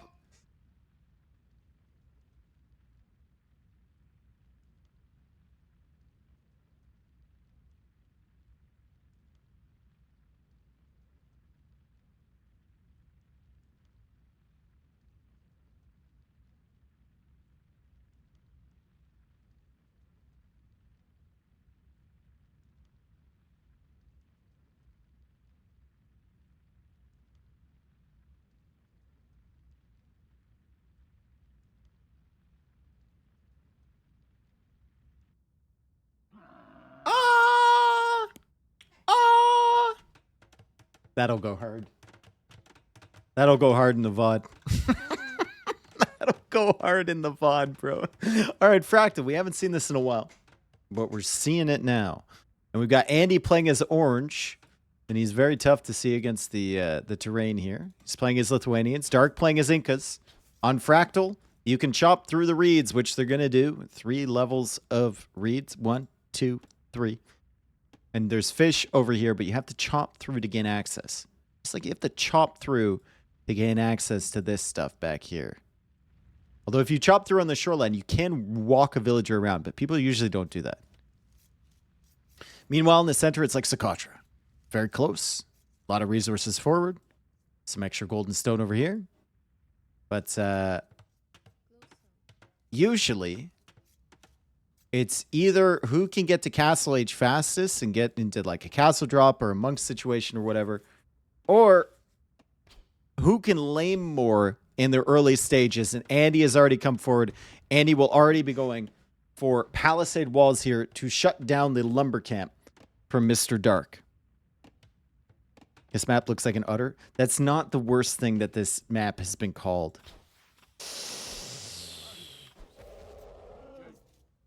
Stolen water buffalo for a limited time only. As Dark tries to come forward and lame. The laming attempts have not helped him at all. The laming attempts has hurt him a lot so far. Monocle didn't go well. Andy just going to ignore these water buffalo. Apparently, he's going to continue pushing in these things for some reason. I mean, you have 160 food rotting away, so yeah, might want to delay that a little bit. What is the worst thing that this map has been called? I don't know. Check Lars's logs. Meanwhile, Andy is over here with 2 villagers. And he's actually managed to lame all of the zebra. Looks like he took a little bit of fire from that TC. We can double check. Yeah. He might have actually lamed some water buffalo too, because it says it's done more. Oh, it did damage to the rhino or the elephant coming in. That's right. Dark also laming a little bit.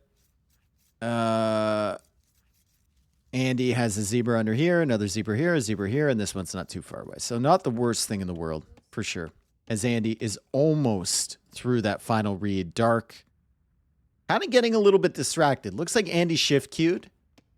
Dark did not shift queue both villagers, but he's figuring it out now. He's going to be through on time. Where's the elephant for Dark? The elephant was taken already for Dark. You can see the remains below.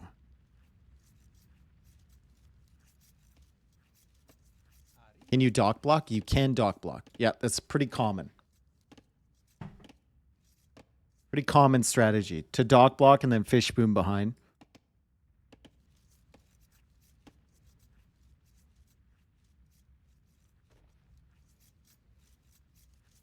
Mandelbrot sequence map. Dude, can you not see it? Oh, how could I miss it? The Mandelbrot.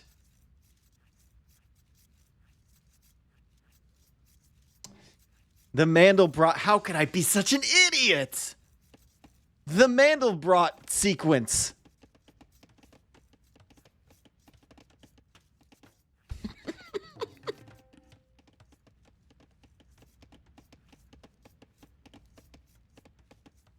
All the German speakers triggered in one stroke. What the fuck is that? That guy was singing like he had a Mandelbrot in his mouth. Yep. Listen. Germans love me. Okay?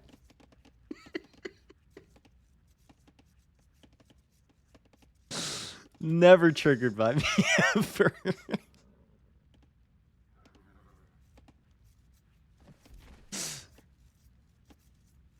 Sure? All right. No, no, we don't. All right, fuck off. Do you love Germans? I like Germans a lot, yeah. I don't know about love them. I love some Germans. This map looks like a butt. Once again, not the worst thing it's been called.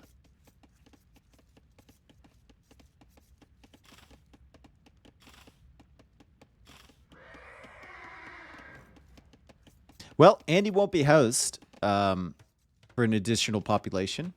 Wonderful job running directly into the TC as Andy may be thinking about walling this off on the side and also gathering in some gold. Still not up to the feudal age. Neither is Dark, so that implies that both players trying to go fast castle here. Dark is chopping away on the wood line at the back. And he's going to try and access this area, although he can already with these couple villagers. He can just walk along the shoreline. But like I said, people never do that. Like they'll sit here and they'll chop and they'll chop and they'll chop and they'll chop, and they can just send a vill this way to get through.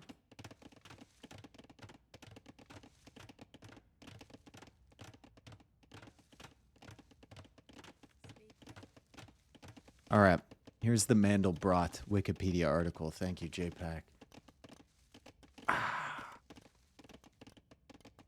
Mandelbrot set is a two-dimensional set with a relatively simple definition that exhibits great complexity, especially as it is magnified, it is popular for its aesthetic appeal and fractal structures.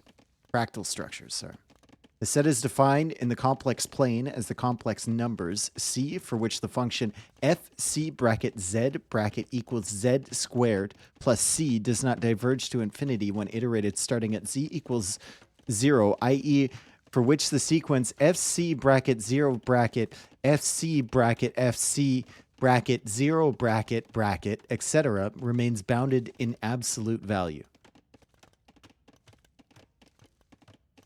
So pretty straightforward. Militia from Dark. It's not an FC. But it, hang on a second. It was, though.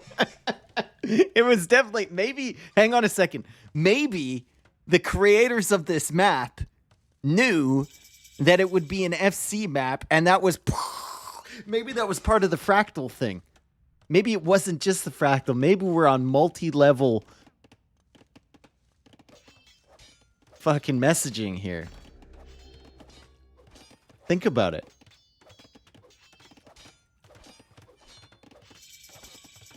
Because Andy's trying to pull off an FC, and I'm not certain that it's going to work. We have the archer range forward here for Barika's player. He's going to go for stone walls.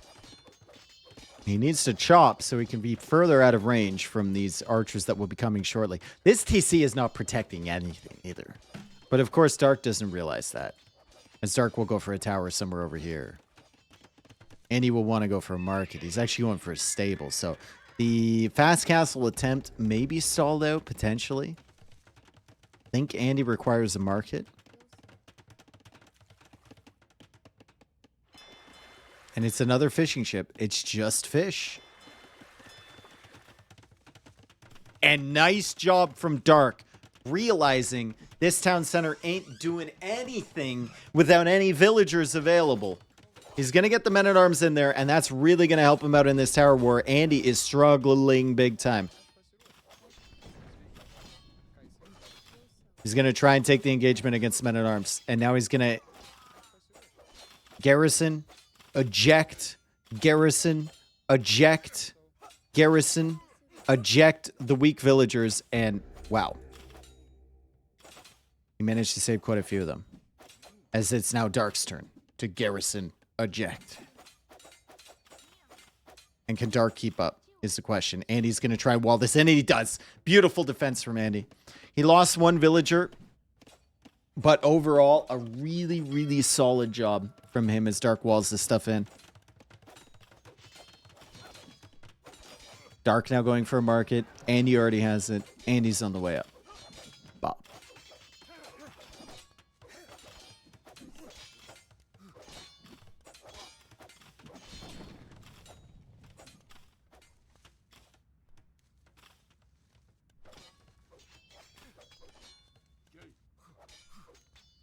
I wish Andy would wall me in. Okay, stop being weird. That's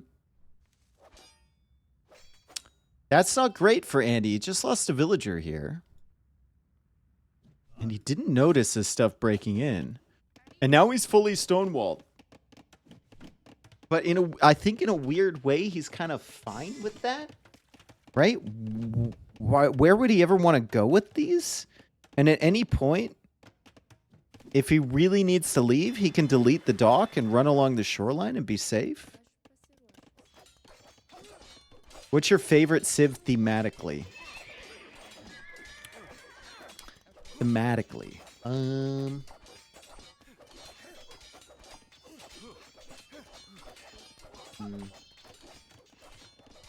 think I like the Spanish. They just have a lot of memeability.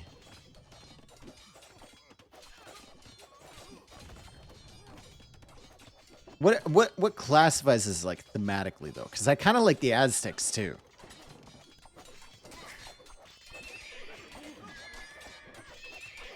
Bloodlines is in. Stable is down. That's a great job from Dark to really pressure that. He's about to click up to Castle Age, and he'll click up around the same time that Andy gets there, which is now. And Dark will be hunting down that stable. Andy goes for the quick wall. Nice job there. Protects the villager. He needs that stable up so he can get some knights out. Dark is applying a lot of good pressure here with these men-at-arms and the spearmen. He's also adding fishing ships behind, which is fantastic. A lot of fish back here. He's about to run out of fish, but a lot of them. Andy still has fish available and is investing fish traps or wood into fish traps. So long term, it's going to look better for him, but in the short term, Dark definitely has more payoff for less investment. As Andy goes for a TC here in the center. Dark just ignoring this. Coming in now. Andy, it's fine. Ornlu made a video about this map. It is based on the meta. Okay, there you go. It is called Fractal, so I would assume it's based on something to do with Fractal.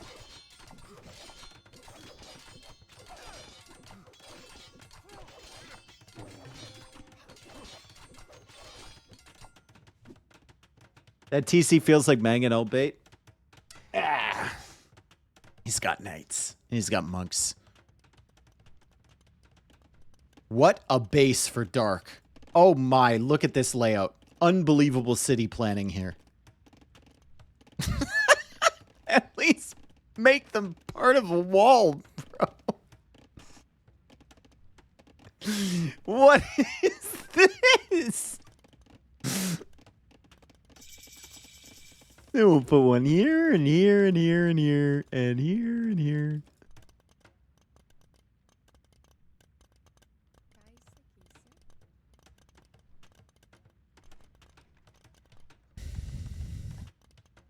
That stone mining camp is nice. Yes, it is. Pikeman on the way. Pikeman on the way. It's going to be no surprise to Andy, who sees how many spearmen there are. And the question is, how does Andy counter these pikemen? It's just going to be a TC and some monks. Maybe redemption is the play here. He's going for another dock, so he's still trying to build up his fishing eco. Still adding fish. Meanwhile, Dark's fish are getting less efficient. Does have still 675 food to take back here, but at some point he's going to need to start. He's going to need to start adding in fish traps, as Andy might not be ready for the fire galley pressure that Dark will apply here. What will a map based on Nikola Tesla look like?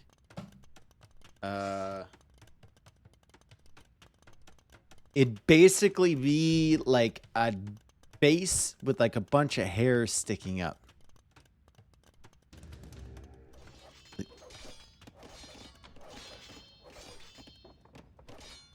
Like a static electricity guy. That's my vision anyway.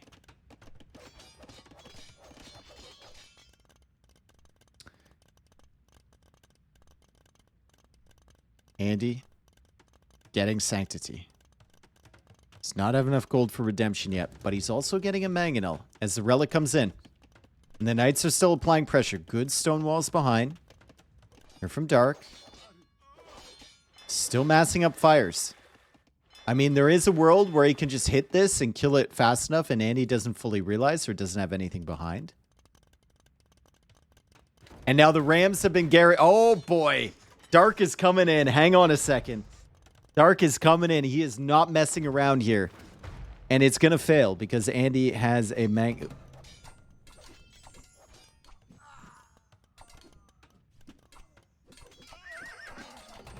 Oh. And he was so close to denying that. Oh!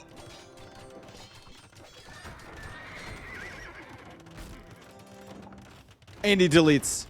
Andy deletes. A shocking turn of events for both players as they both just come in, not caring about the opponent's siege with their castle foundations. And the mangonels get saved. No, the mangonels go down. Both of them dead. Another ram coming in. Garrison with infantry. A castle forward here from Dark. And it wasn't mangonel bait. It was castle bait. And the fires are being updated. Or upgraded. But we're running out of fish. As we have a castle over here now from Andy. Not really securing any resources, but potentially opening the door to a push.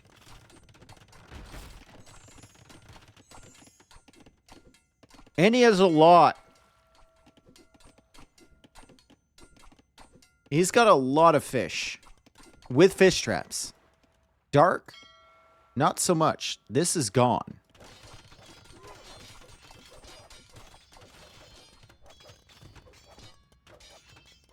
And apparently, well, the repairs are out repairing the damage from the knights as Andy pushes forward now.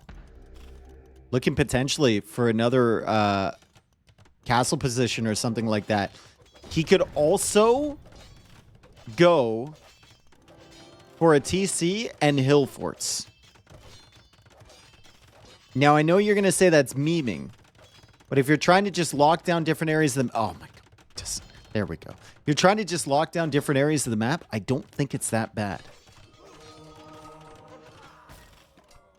Nice conversions there on the pikemen. Does lose a couple extra villagers, though. And, uh-oh. The dock is down. Andy didn't realize. The dock is down. Andy didn't realize he's going to lose all his fish.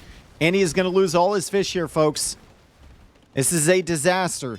He's invested a lot into that. Dark, just now investing into fish traps. Andy now farming in the center here, where it's safe. Meanwhile, back here, Kameok's still working away. Andy's got another TC in the back, too. It is 2 TC, formerly 3 TC, against just 1 from Dark, but the villager count's still fairly competitive. Because Dark has been killing vills. Andy, not so much.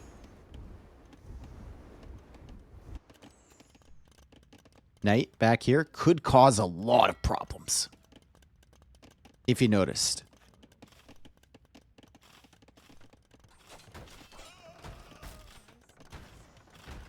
It's a good game. It's a good game. Mandelbrot would be proud. I don't know how it's going to turn out. It's very, very tough for Andy to get himself settled down without this food eco behind. But it's also tough for Dark to find the wood to invest into all this. Get it up and rolling again. And then finding an area to push against the monks and the latest and the converted Kameoks and the castle over here as well. And another castle over here.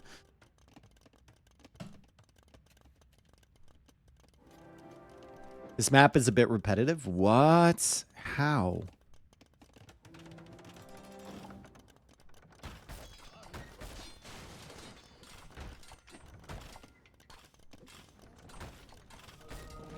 Because it's a fractal. Ah, I see. Haha! You and your math geometry jokes.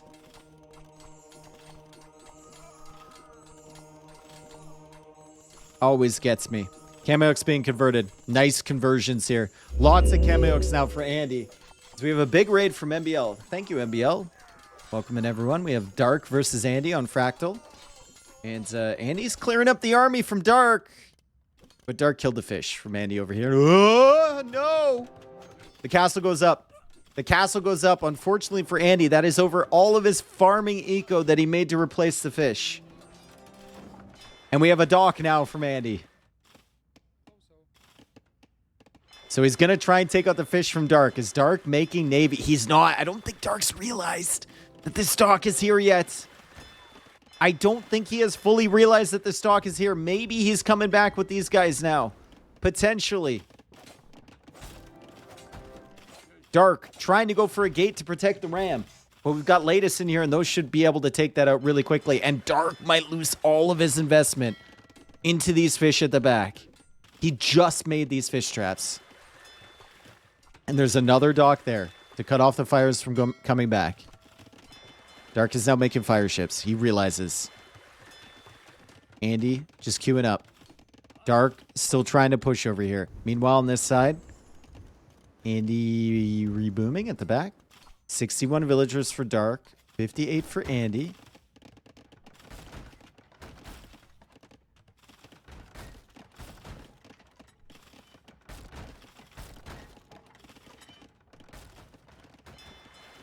Feels like he should have gone out with that fire sooner. Could have killed a lot. Now he's not going to get anything. Those vills are useless now. Hey. They can bait for the fire to pop out here and kill all the fish traps.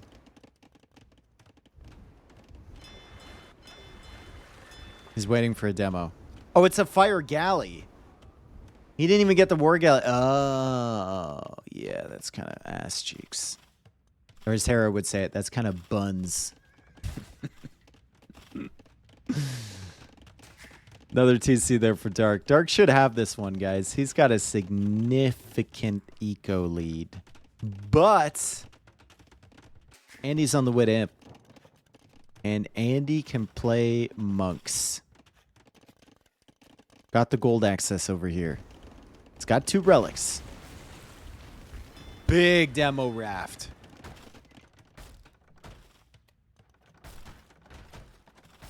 Imp into GG.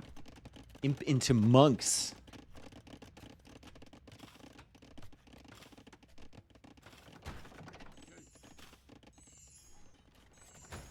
What would Mandelbrot do? That's the question. Against castles, you have Monk Treb, bro. Use your imagination.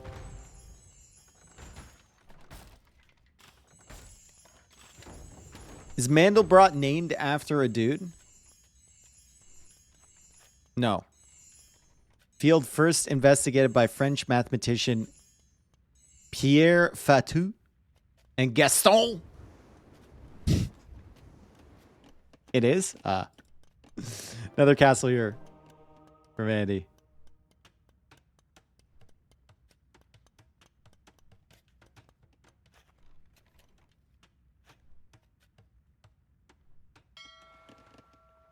Why do we have transport ship?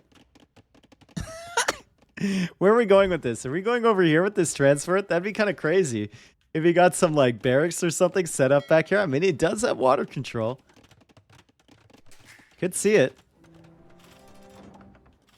6 latest here for Andy. He's going for some conversions on the fires. That is apparently 5 fires stacked up into one spot. That thing got roasted. It's like, what is happening here? And Andy will have to throw away some of his latest just to get this castle up. It goes up now. Hemlock's still a danger here. 55 villagers against 87, and we'll see what Andy can do. Let's give the kid a chance in Imperial Age.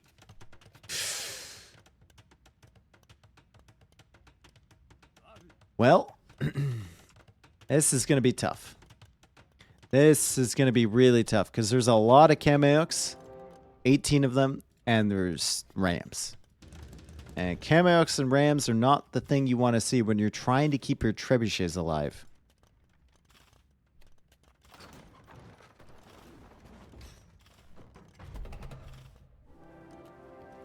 Not what you want to see at all. Does Andy know this? He does. And he's busy. He's busy trying to deny these barracks from Dark. Good job there from him. Going for gates. Can't stop the Kameyuks, though. Can't stop the Kameyuks. And your gate is griefing the Treb. We need walls in front of here. Conscription on the way for Andy. The castle is going down. More latest are coming out for him, too. Barracks is being built here. Andy's going to need to do something about this. That is a problem. But right now, he's more focused on this side. And Dark is waiting. Dark is just waiting for his moment. He might wait too long. He might just wait too long for this.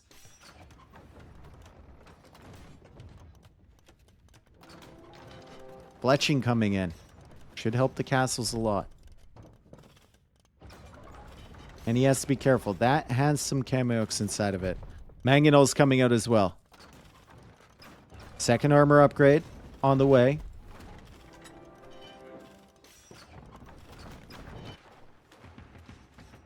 Nothing coming out from those yet.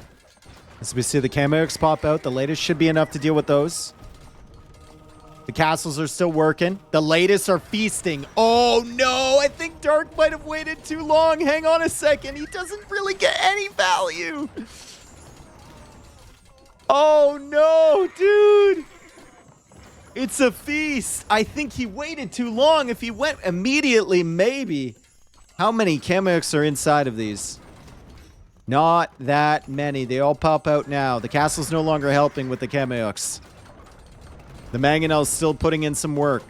The Trebs potentially going down here shortly. Maybe he can still pull this out. The Rams are coming in from behind. The latest numbers are falling, but there's still enough to clear this, and the castle is going down. Dark might have missed an opportunity. He's going for pikemen now at the back. Andy has not noticed this yet. He's very busy.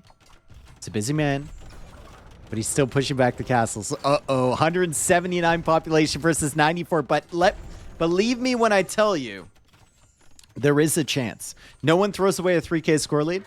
Okay.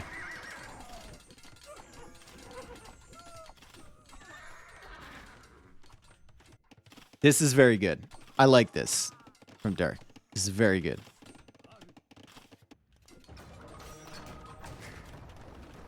$124 Vils. Another TC here from Andy. Challenge accepted.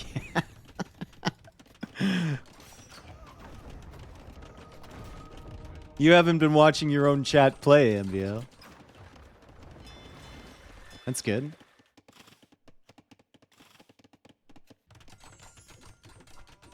Andy now booming up with some Vils. Dark just making pikemen. Where is the Imperial H upgrade coming in? This town center. Okay, that should be safe.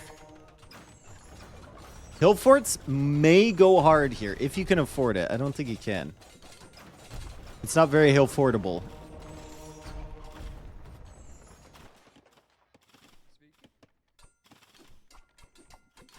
This is just a problem. Like, Dark is just spamming pikemen.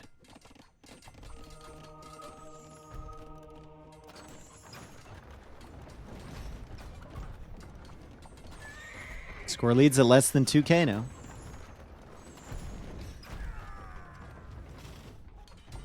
And it's a 90 population lead. So we see the pikemen just fighting underneath the TC, fighting underneath the castle. Pikemen going down. Andy adding another town center. His food economy is tragic this entire time, ever since he lost the fish. But maybe he can steal back some of his farms that he had from before. Maybe he can stop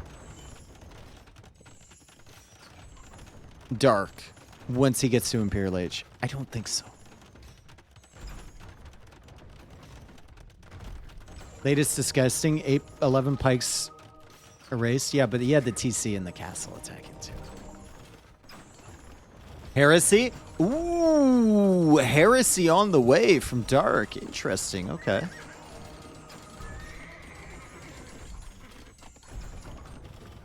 And I like the lack of shits given by Dark here. Like, Dark is just making pikemen. That's it. And it's working. He's just spamming pikemen. He's got 24 pikemen in the queue. Once these become halbs, they become very dangerous to the latest and more dangerous towards the villagers. And he's just trying to catch up on villager count right now. And that's going to help. A few raids. The armor on the villagers don't help very much against the latest. As he pushes forward with the monks, he won't be able to get the conversions here. The units will just die immediately because of Heresy. But he doesn't know that. I think he's going to realize after that fight, and he doesn't get any pikemen to himself. Pikemen a little bit distracted by Andy's pikemen and a little bit distracted by the Kameyuks as well. So that army actually gets shredded, as we would expect against the latest. But at the back here, another pikeman wave is coming in from the barracks back here. Andy at 88 villagers still, and he's going for another castle. Score lead still at 2K. It's a really solid game. And he's trying his best. And Dark is now housed, but he's also pop cap. He's 200 population out of 175. Nice. I feel like Andy needs ballistics. Like ballistics, bodkin arrow, bracer, hill forts. And then whatever Dark is doing right now is not gonna work. Because Dark is just making halbs. You need to upgrade your castles and your TCs and force him into making something else. Dark is still housed. Oh, Dark is badly housed. Oh, God. But there's spike. There's halberdiers everywhere. Oh, my God. There's halves everywhere. Andy's eco is slowly recovering. No one throws away a 3K score lead. Well, we're about to find out. That was my MBL impression, by the way.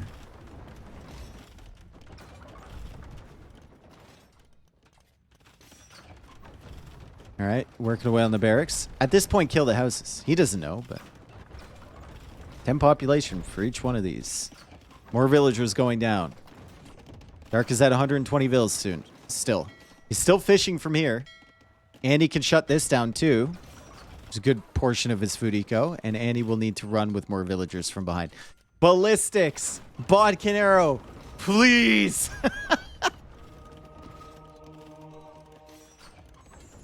Imagine how much value these castles and TCs would have gotten with that.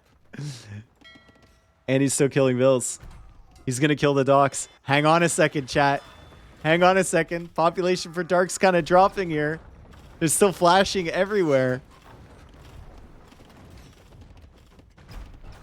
Dark is cutting through here. Andy never got this relic either. And he never got this one either. The fishing eco kind of stalled out if he kills that dock. That's the last dock remaining. But the halbs are coming. And the latest will need to come back. These latest have been very valuable so far.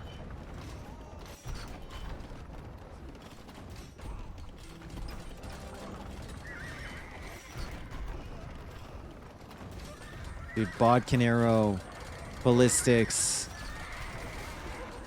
Oh, the latest number is falling. He's being overwhelmed. Finally, maybe. 85 villagers for Andy. Adds another TC here. There's just halbs everywhere. That's all Dark's making. Halbs.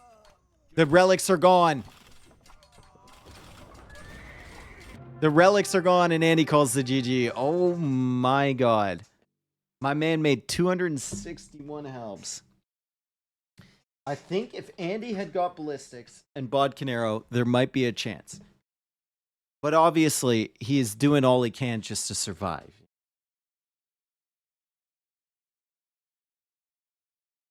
Hundred helps in queue. Yeah.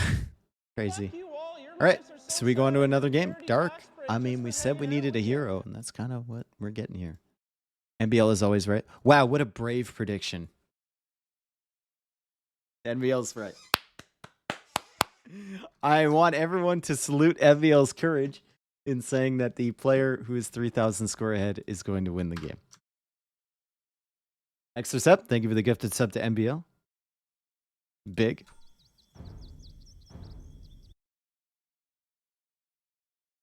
I will be right back.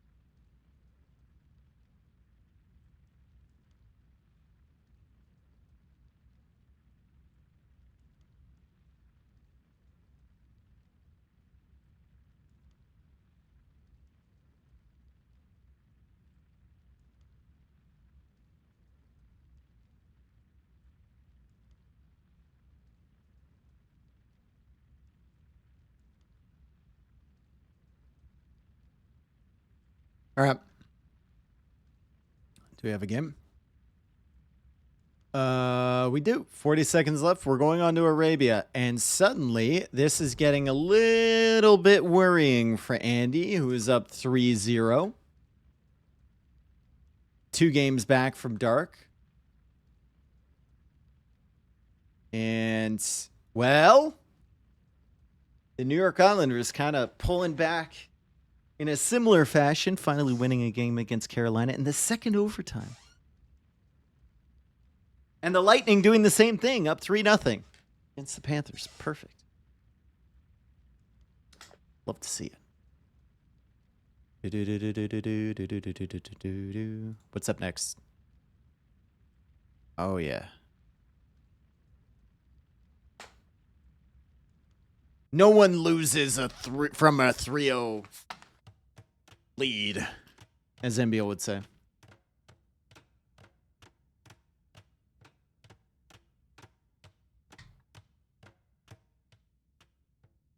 It'd be like, Dave, no one loses from a 3-0 lead. That's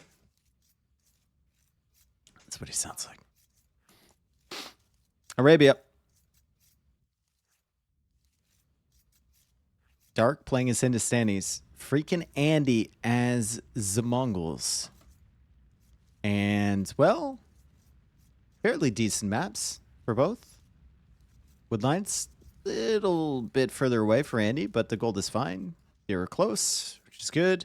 And Andy will go forward right away with this scout, and he's going to take a loop around Dark space, and he's going to see that both of the boars are at the back here.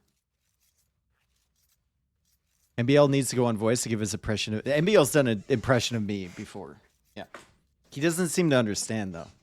His impression of me is like, oh, look at this bird.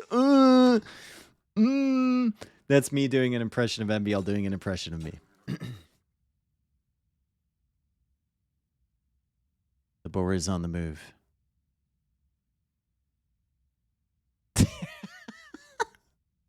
He knows, dude. He knows how accurate it is. We have 2 pigs being found, too. And another pig. Don't send the other pig next to him. What? Oh, it went back. NBL, what would you rate this boar lure lame so far? He's going to lose it. He's going to lose his boar. He's going to lose this boar, bro. What would you rate this so far out of 10? There's a couple pigs coming back and a villager coming forward from Dark.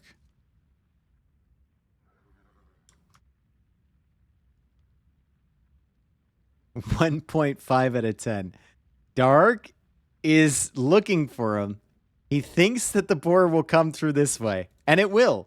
I just don't know if he's fast enough to catch it. Also, I like this. He's just laming the deer. An unorthodox opening to Arabia here, as Andy is literally 1 hit away from death by that boar. Dark will miss the other pig, but he does get one of them back. And maybe a little bit too much effort from Andy to get this other pig in. There we are. The deer have been lamed. Let's take a look at Andy's scouting. He can see that the deer are lamed. But he does have the extra food from the boar, so it kind of cancels out. And he finds some pigs. I don't know if he's going to be able to protect said pigs. The answer is no.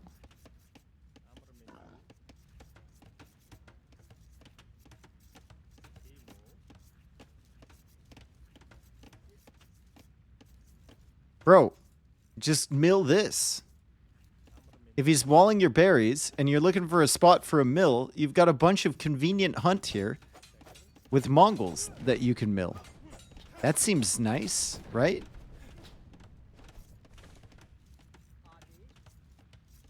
But I guess there's a lot more food here long term than there is out here. Dave, you're incorrect. Okay. Take it. Loom is in now from Dark with this villager forward as he continues to lame the berries. And Andy? Well, Andy's going to go up shortly. Gets Loom first, though. 20 population up with Mongols. Okie doke.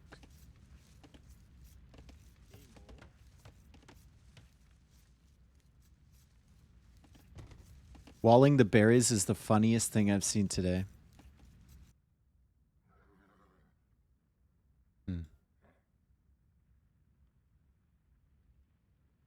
When you're in this deep, just go FC steps. You can't.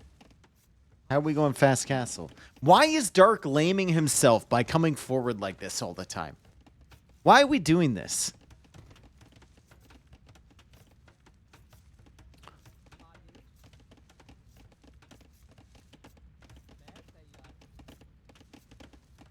Like, Andy can just go over here for that gold. He can bust through this at any point.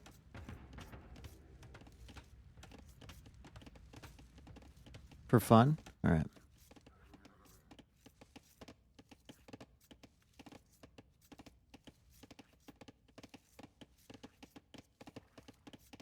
He's minus 300 res? He's not. He did kill the deer, which is a good... I mean, that's a good argument for the lame, I suppose. He also... Guys, he also took some pigs from Andy. Will Andy reach Feudal Age in time to escape? He does. He does escape with the scout just on time, but Dark is there too, so Andy will lose this scout. Maybe. He's running. He's running.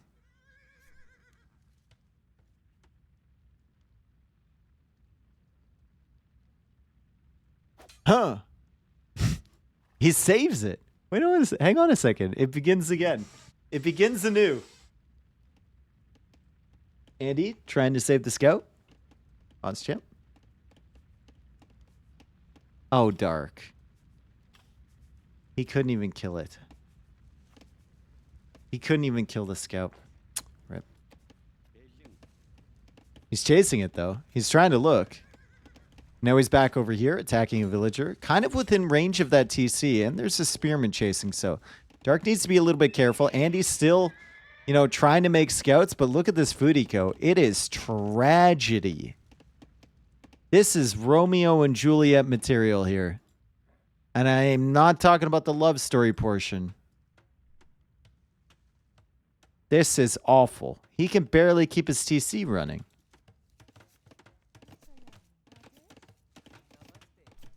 Any weak fills, maybe? No. What a weird opening.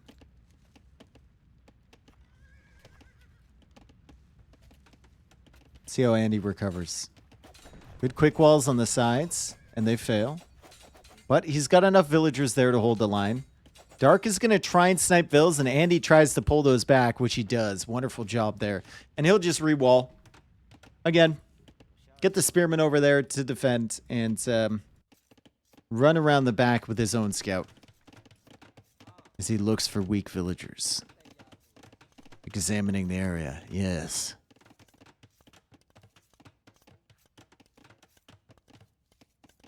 At least he's still got this scout alive. I mean, auto scout's going to go super hard for Andy. He's going to be so far in front and score. And Dark's going to be like, oh my god, what is this guy doing? How can I ever catch up to him? Look at all the laming I did to him earlier, and he's still that far in front of him. It's auto scout. Dude, don't spoil it. I haven't read that far yet. Oh, okay. Too soon for Romeo and Juliet spoilers? Dang. Check score breakdown. Yep, there it is. Shouldn't that be counted under society? Is map explored counted under technology? Oh, it is. Okay.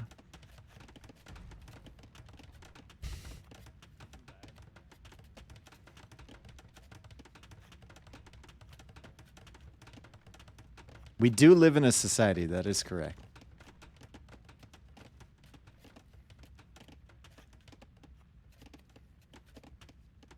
What about Romeo and Juliet? Oh, Nomeo. Nomeo. How you compliment my garden structures. Atop a toadstool, I see thee. Nomeo.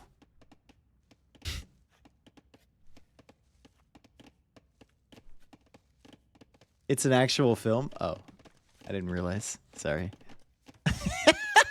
People be... I didn't know. I thought you were just trolling me, dude. I just created a whole Nomeo fanfic in my head.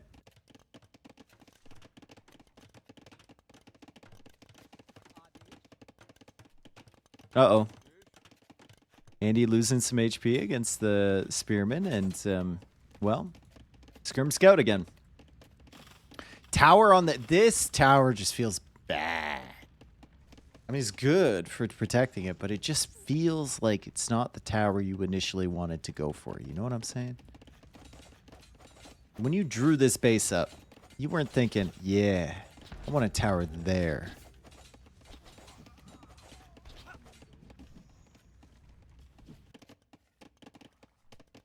Dude, Andy's auto scout is going hard.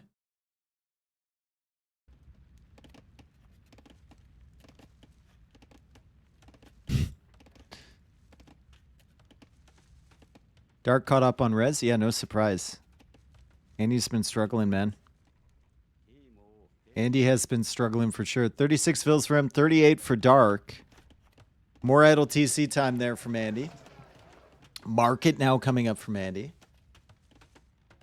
And, well, Mongols have lost a lot of their opportunity and their power spike in getting to Feudal Age faster to do a lot of damage. So, Dark has brought himself into a pretty good position with the counter lane.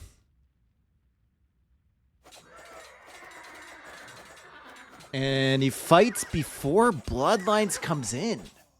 Why?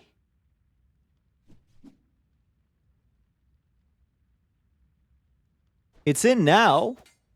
That won't do much for the units that were already weak before. And the skirmishers are going to deal with the archers. And Andy's got enough scouts here to come in and deal with Bloodline scouts from Dark. Provided he takes care of the archers. Which he's done as the spearman comes forward now. 3 more archers from this side. Andy sees that. Trying to take care of these ones. Remember, he's got the market up. So might be able to go up to Castle Age faster. Overall, a good sequence of events there for Andy. As Dark invested into Bloodlines and then just took the fight before it came in. Maybe he thought it was already in. Who knows? This scout is going ham. Does the scout escape? Will the scout go back into the base again?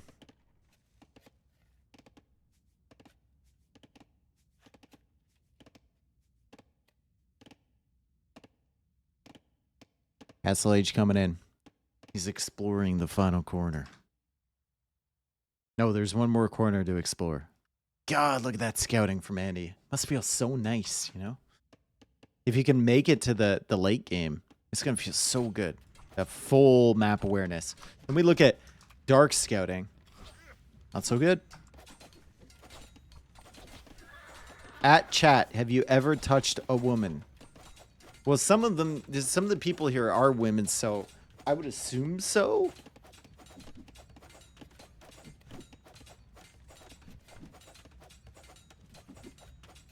No, a lot of no's flying in. A lot of no's flying in.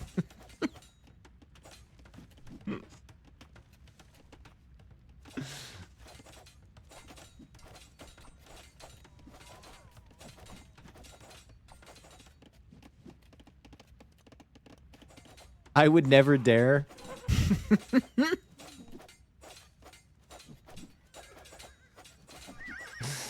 Dark wants to come in.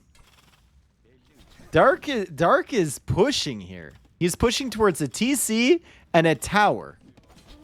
It's kind of crazy, actually. He's going double stable production.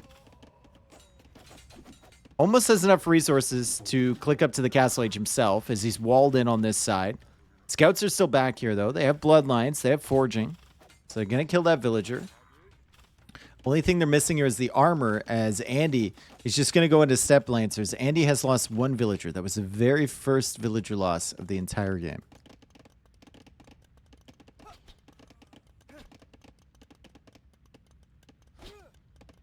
Women are scary. True.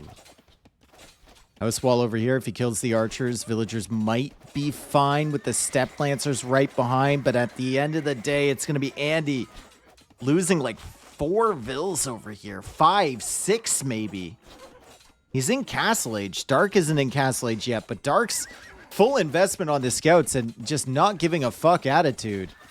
Potentially bringing him back here to the 7th game. Maybe 4 wins in a row. Can we go that far and say Dark has a chance here? The eco is really an advantage for him. There's still potential here for Andy because he's going to be in Castle Age for a lot longer, massing up Step Lancers. Now there's no further pressure on his base, but still, this is not the game he drew up, that's for sure. He's got wheelbarrow too. Oh boy. Andy needs some damage. Andy needs some damage, or he needs to stall out this game for another hour and a half. Nobody throws away a 3-0 lead.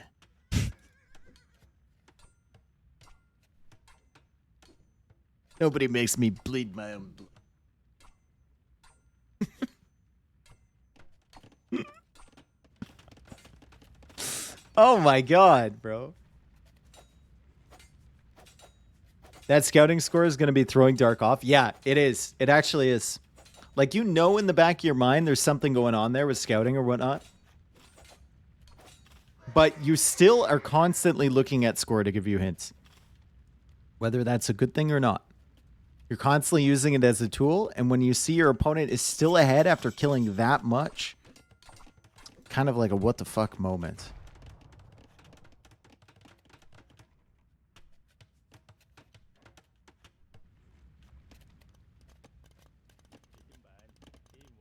So, Andy had that second TC up, a little bit faster than Dark, but Dark is going for a second and a third town center. And Dark is pushing it on this side, so Andy needs to make sure that all of the holes are plugged and that he keeps track of these guys and doesn't let them in. He lets them in, that's a tragedy. I think Andy's seen this. I think he's seen the wood line there. It's only 14 food, but there's a town center. No, we didn't see it. Okay. Come back to deal with this.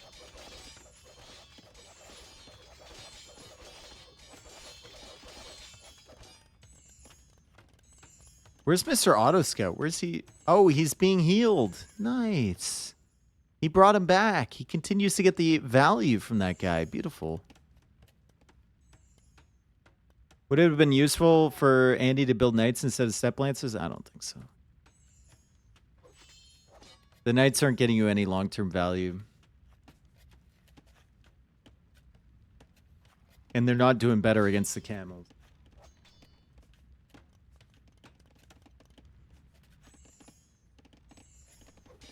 The res disparity is significant. It is, yeah. That's what you get when one guy loses a ton of villagers on the way up and the other guy's just chilling at home. We need to wall this, Andy, which he's doing. The Lycav can't get in. The Step Lancers don't really want to go out. And Dark is just 3 TC booming behind this, feeling very comfortable. This position. Andy's in deep trouble this game. He is, yes. And it's getting closer and closer and closer to the Leafs game. And I'm getting hungrier and hungrier.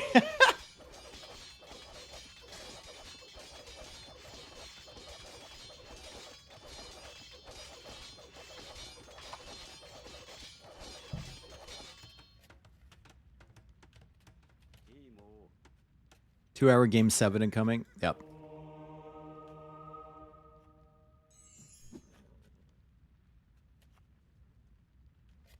Forging coming in. Really good upgrade for Step Lancers. Want to get the attack upgrades first for range units in general. What is the last map? Last map is...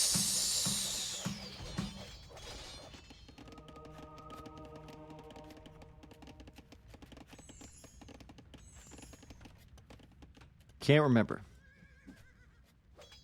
Ah, the Dunes map. That's right. Megadite, thank you for the gifted sub to Hungry Dave. Right, very hungry boy. We have camels now from our Mongols player. Now, one of these Civs camels is significantly better, which is the Hindustanis.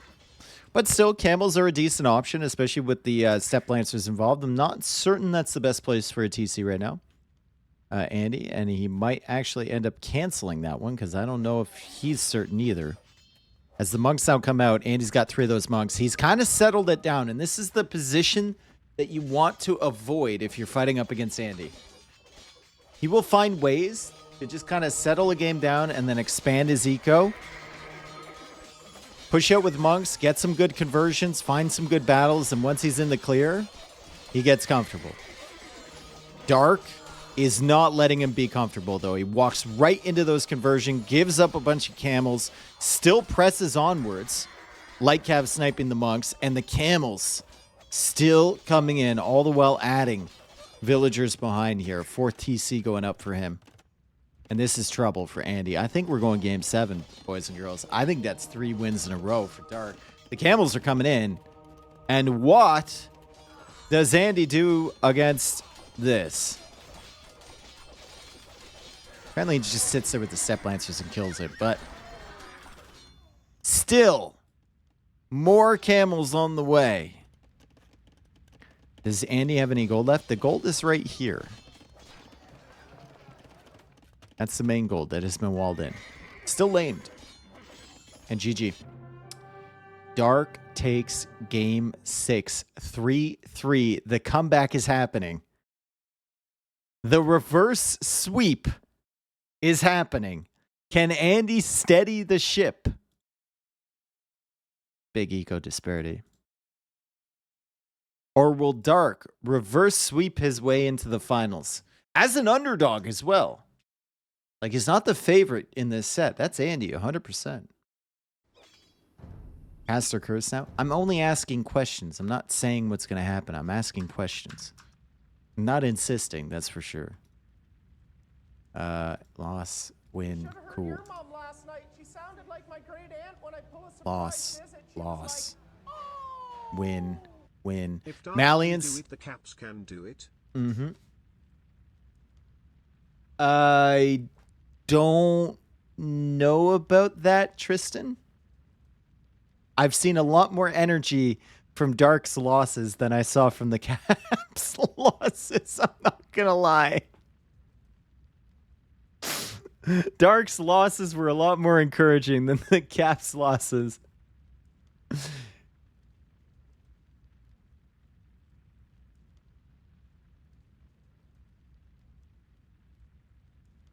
The Lightning are up 4-1, though.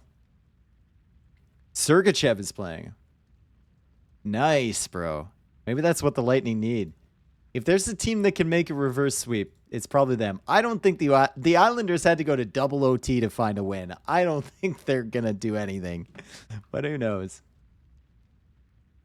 We're talking hockey for anyone that's not familiar.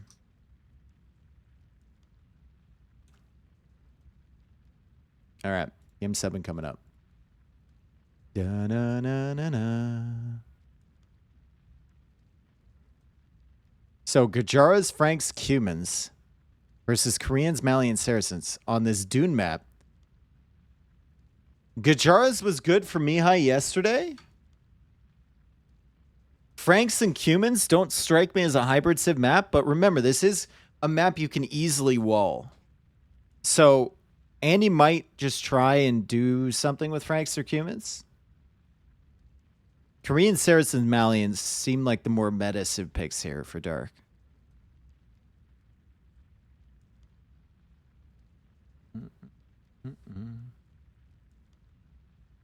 I should run ads before this game, so you don't get them in the center. Extracept's doing it. Never mind. We're good. Malians for dark. All right.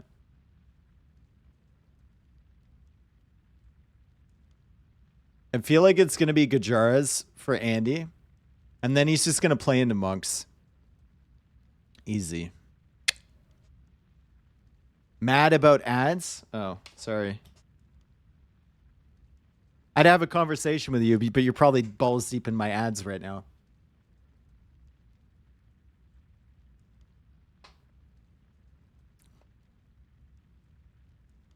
Dark loves Koreans. All right.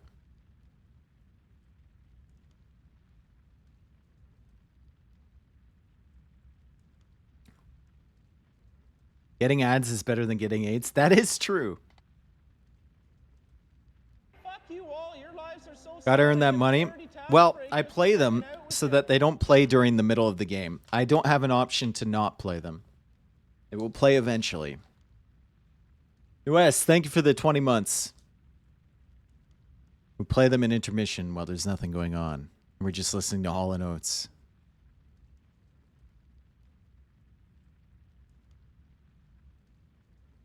I will not sub if you're not putting ads in the middle of the game. All right.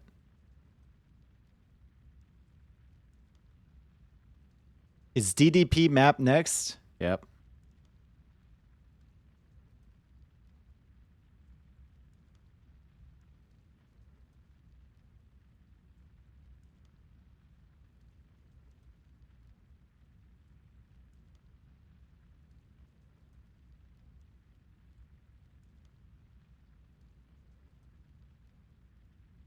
You can choose the frequency between certain bounds or something though, right? Yeah, but it's a certain amount of minutes per hour. At Dave, how do you like your tea? Black.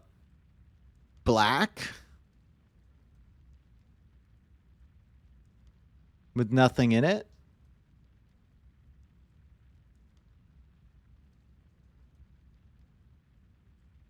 $60 minutes per hour. Yes, 60 minutes of ads per hour. I should try that once. That's basically like subscriber only mode.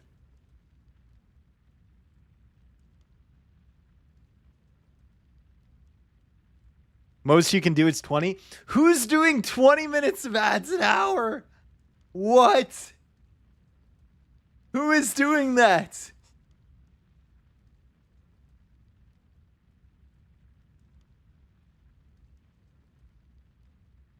Network TV? I know, but on Twitch. Obviously, Network TV is doing ads like that. I'm talking about Twitch.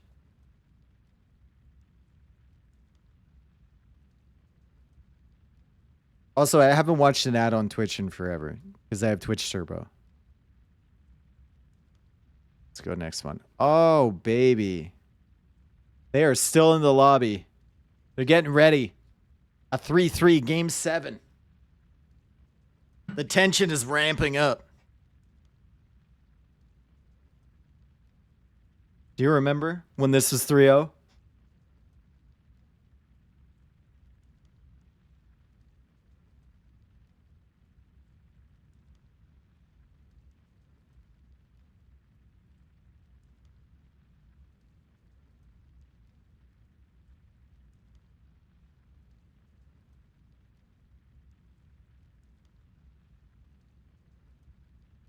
Amazon don't want you to know about Turbo? Yeah, they never advertise Turbo. It's crazy. It's actually wild. You feel like I pay like $15 a month for Turbo now. It feels like that would be more valuable to them than a couple 100,000 extra people not watching ads. But yeah, I don't know.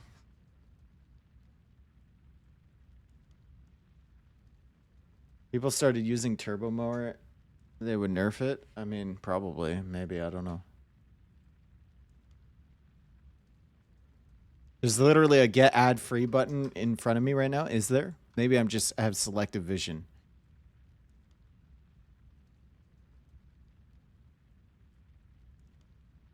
No, if people get Turbo, they don't need to sub to other people, so less income the other way. I mean, I have Turbo and I still sub to people. Like, who just subs to someone to not get ads? That'd be like if you only watched one streamer ever.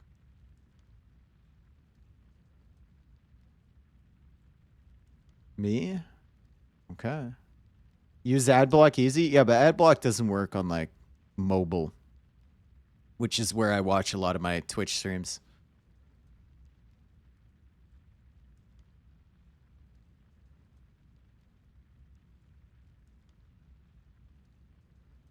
Why would you sub for people after getting Turbo? Because I like to support my streamers, bruh. AP? Why would you? What? Why wouldn't you?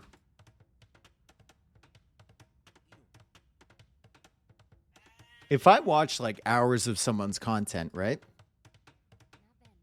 And I don't have Turbo, they're getting or I do have Turbo, they're getting a tiny little percentage of my view time in revenue from the Turbo split, which is just negligible, right? But I feel watching and enjoying their content like I want to give back in some way.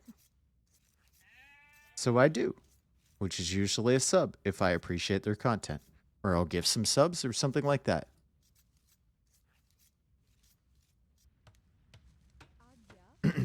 So, my perspective. Not saying people have to, just my perspective. All right, Gajara's for Andy and Malian's for Dark. So I was right about the Civ, and T90 was right about the Civ. Let's see if I'm right about the strategy of just a fast castle type of thing into monks. Wish you could financially do that. Like I said, if I feel like I can do it because I have I'm comfortable. It's not a huge hit for me, and it supports them.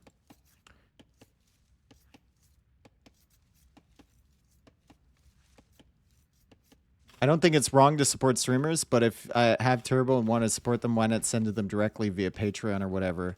The way Amazon doesn't get a cut. I honestly like subscriptions better than donations as a streamer, even though Amazon gets a cut, because it just feels like the person is getting something back from it, and the subscription number going up always feels nice to me.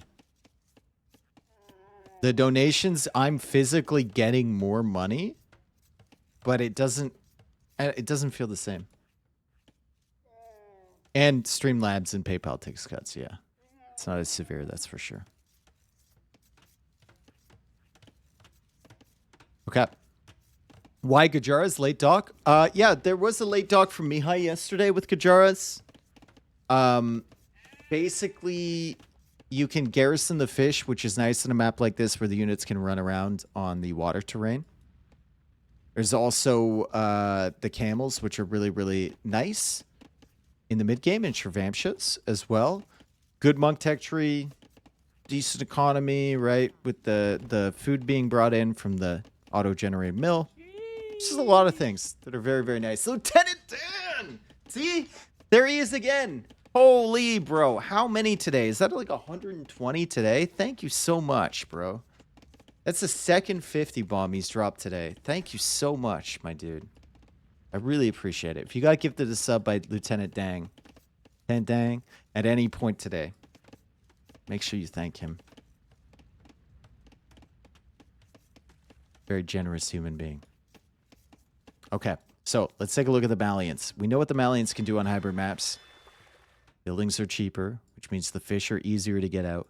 It's interesting he went for the dock all the way back there. It's not an optimal spot. Feels like you're missing out on some fishing value, but it's fine, especially if he wants to go for a second one.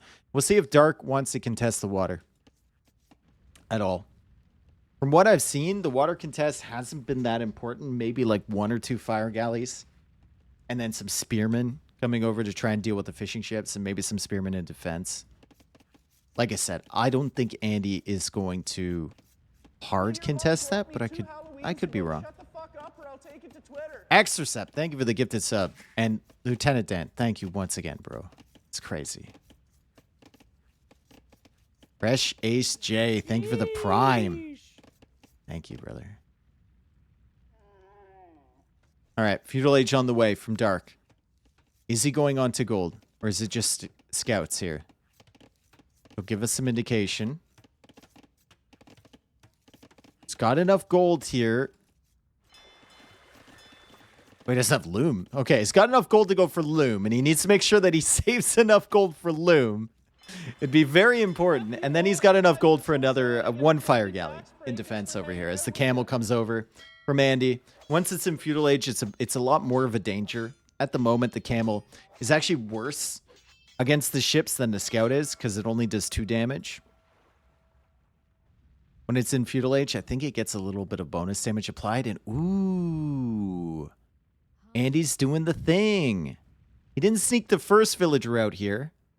But remember, Hera and I were talking about this earlier. A forward dock on this island could be pretty brutal. I don't know how long it's going to take for your opponent to find that. As the fishing boat tries to block the scout, and the villager tries to kill it from behind.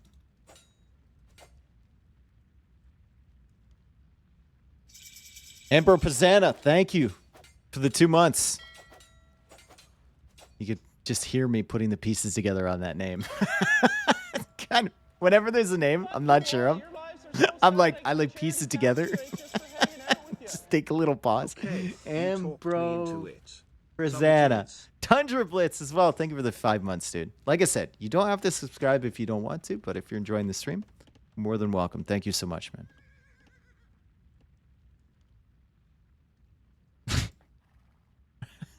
We're getting no, it's not a report, sorry. It's just a casual conversation. Near the newsroom, it appears as if Jassar has returned to see the old workplace. Okay. Jassar has returned to see the old workplace, but is no longer working as a correspondent for us. Late barracks? It is. But he had to afford the dock, right? So the spearman is here, the scout is here, and damn, dude, Andy might not get that barracks up in time, and there's no vills to really save him here. Dark realizes that, and he snipes the villager from Andy, but he does lose the scout in the process. Camel scout now back over here. There are spearmen from Andy just hanging around. Or sorry, from Dark, just hanging around. And Andy is investing a lot into he's investing into contesting. Has Dark seen the other dock yet? No. It's gonna be like, where did that fire galley come from? I could have sworn that he wouldn't have one out by now. Guess you just won't know. Archer range from Andy, 21 HP, and he'll finish that potentially, maybe, eventually.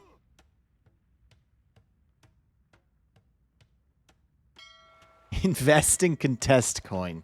True. Survive the dip. Sweet son. Hold. Archer range is up. Skirmisher's likely to come out now from Andy. Just to protect himself a little bit. Couple skirms here would go a long way against these archers. He's busy though. He's very busy trying to repair this stuff. He's trying to save this fire and doesn't. And he's not creating fire galleys at the moment. Just one in the dock back here. It's tough when you got multi-queue because it automatically queues up from the first unit will go to the original dock, which is going to be rough here for Andy. With the dock forward. Oh my god. He got the Vil. He didn't get the fire galley, so it's Vil for Vil action.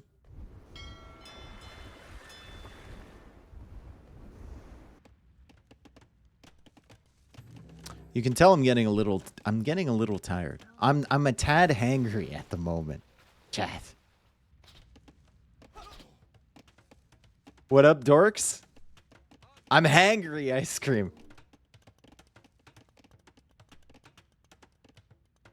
Dan about to be invited on Bezos' yacht? Yep.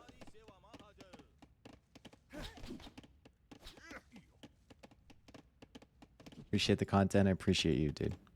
So, Fire's controlling both docks. Skirmisher's pushing outwards. No fletching yet for Andy. We do have fletching now for Dark. And this is a nice, you know, despite the villagers going down for Andy, and maybe, you know, not the most optimal start at the front here, he does have the walls up. He does pretty much have control over the water. And he's getting his market, so Andy is feeling somewhat comfortable.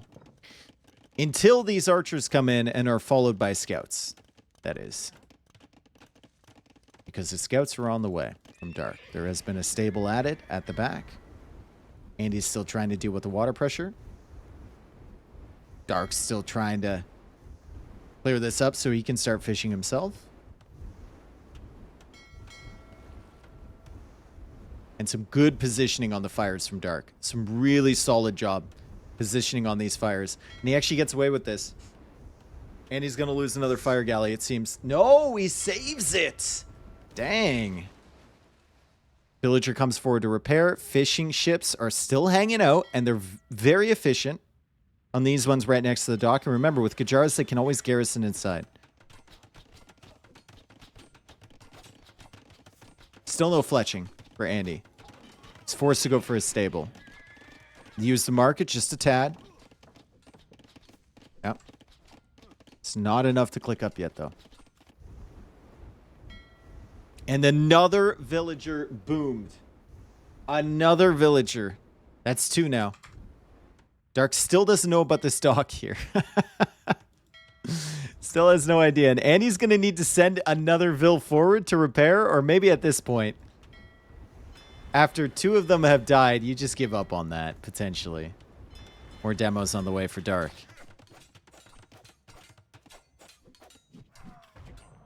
Dark reminds me a lot of MBL with his heavy feudal play. I think there are some similarities there. That should be a dead vill, right? Dead. Also, when Dark is panicking, this is something that the stream knows because we've watched quite a few Dark games. When Dark is panicking and he's in Castle Age or Imperial Age, he will add, and I'm not joking, this guy will add like 7 TCs if he's being pushed. It's crazy. Maybe that's an old Dark thing. Maybe he's changed his... Boom! Okay, didn't get it. Maybe he's changed his ways, but that was his tendency for a long time. And MBL, I've seen MBL do the same thing, so maybe. Boom.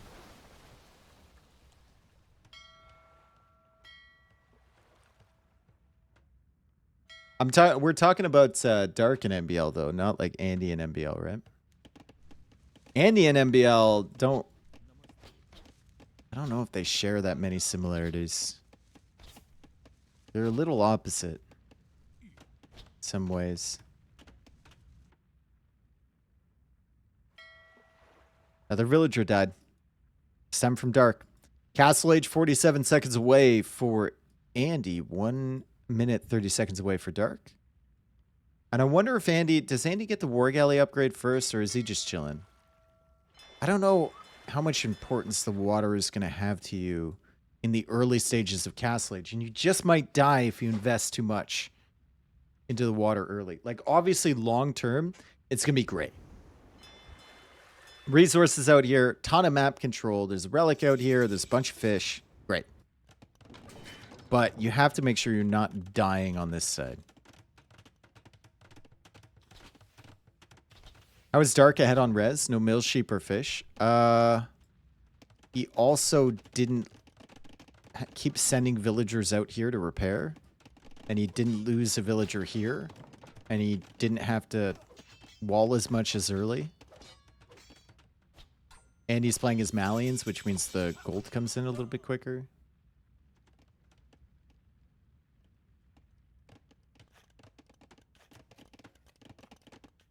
A lot of things. Crossbow. Crossbow and Bloodlines. So Dark will play into the classic Malians like crossbow / knight or crossbow / camel composition. We got a Shravamsha making his way in. This could be dangerous. If Andy doesn't assume he's fully walled, and Andy is not assuming he's fully walled, Andy is coming in here. Gonna find the villager from Dark. Dark quick walls that immediately.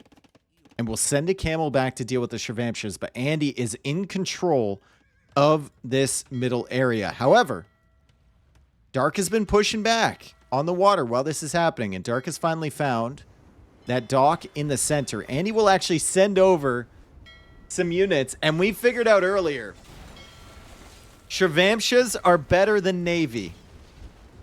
That's right. We saw it live. In the Heart versus Mihai set. Until Mihai ran out of gold, his Shrivampsha were absolutely destroying Heart's Navy.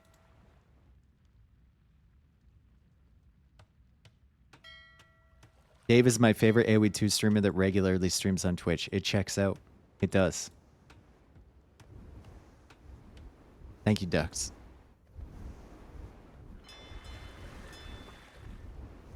Shrivampsha is the dumbest unit ever. Prove me wrong. Why would I prove you wrong on that, bro? I agree. Prove me wrong. No desire to prove you wrong whatsoever. The unit is junk. Dave is not even my favorite AoE 2 streamer named Dave. Okay. Another villager dies. They're all sinking into this little sandy water area. There's a lot of bodies buried here. So we see the fires trying to take care of the camels. The camels do have some bonus damage against these. Not sure if that's where you want to be tossing your camel army up against, but I mean, there is a crossbow force forward, so Andy will have to deal with this as well.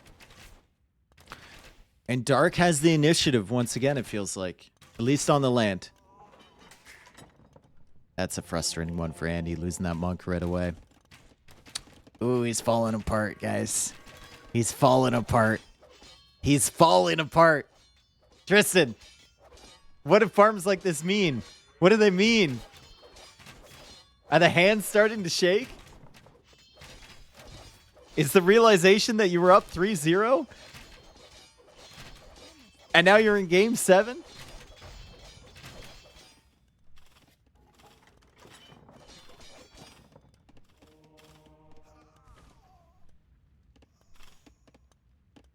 It means skill, good looks, a quality sense of humor. Also poor judgment. Yeah! Yeah! Take out the... Fine. Bloodline's coming in for Andy. And Andy's just doing the Andy thing where he's kind of ignoring this army and expanding on different areas. He has one dock left to go.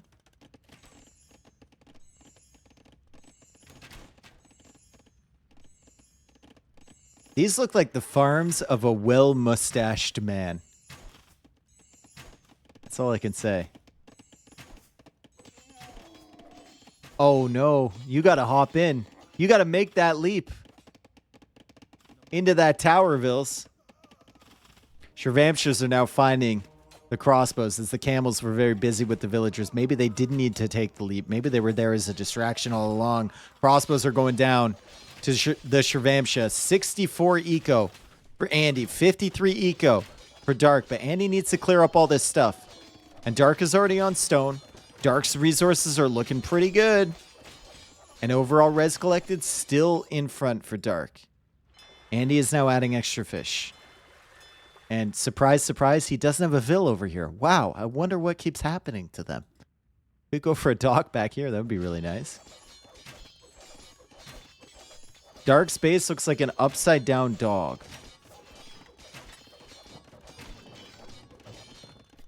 It looks like a cat.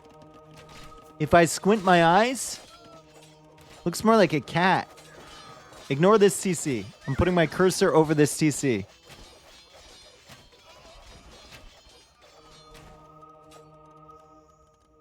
Upside down cat. If you squint. You have to squint. I can see it.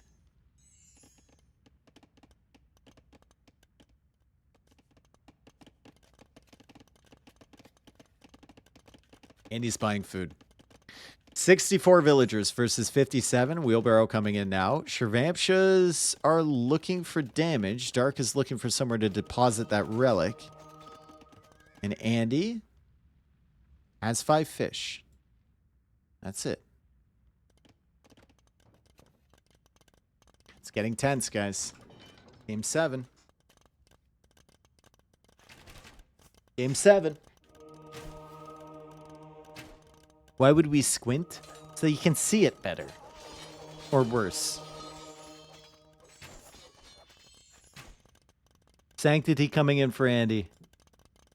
He loves playing with monks, especially against camel or knight players. Loves it. There's 3 relics on the left side there. I don't know if Andy knows about that. No scouting for him. Very good scouting here for Dark, as he's got the auto scout making the rounds this time. Do you need glasses, Dave? I have glasses. Oh, he doesn't have auto scout because he lost the first scout. That's right. Fuck you, Ryan. How do your mom so well? Trudeau deployed a 24-hour... Extracep, thank you for the gift sub to Iraqi. Appreciate that. Good one.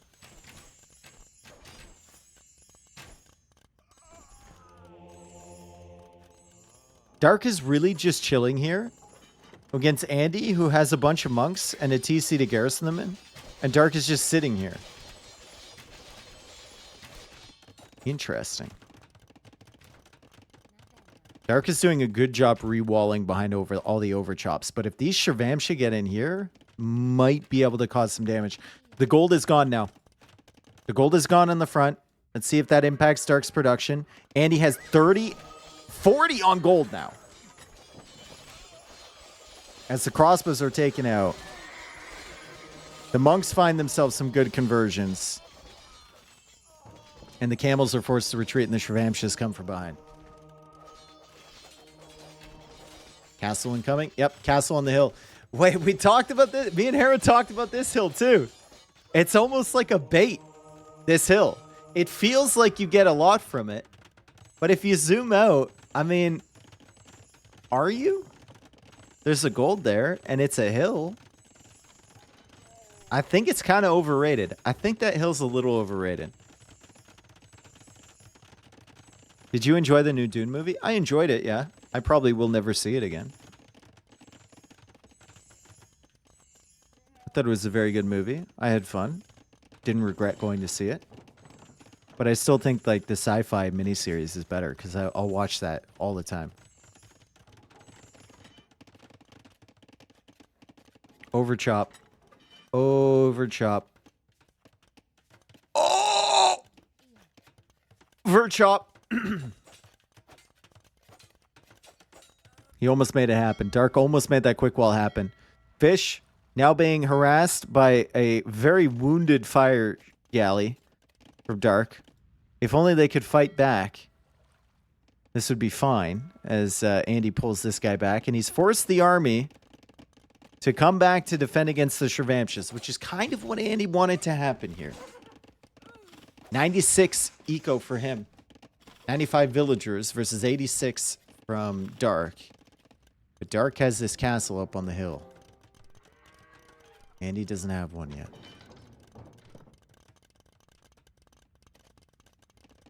Castle seems like a waste. Hey.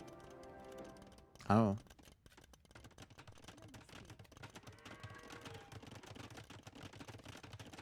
More farms being added. Outposts. Relics coming in as well for Andy. Reverted Shirvamshas are going to be very annoying. And there's another one right there. Andy still hasn't found this guy. Still fishing, though. Res collected, still ahead for Dark. But Andy will probably go up to Imperial Age first. Monks pushing forward. The monks should be pretty solid against the Gabetto, pretty solid against the camels. Fighting under the castle probably isn't the best bet ever. And he maybe didn't have his monks hotkeyed in the correct fashion, as Andy actually loses 2 of those monks, runs right into the crossbows before he can get those conversions, and now just has to stop converting whatsoever to save these guys as the Gabettos push everything else back. But Andy, about to click up. He's buying food. He's still queuing villagers. Maybe instead of buying food, you could unqueue some vills. He's going to go up soon. Once he has the second building. There it is. Siege Workshop.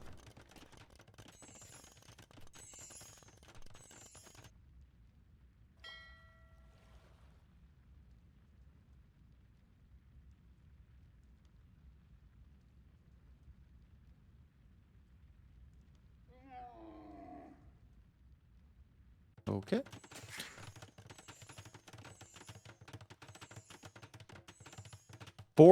Fifth TC for Andy.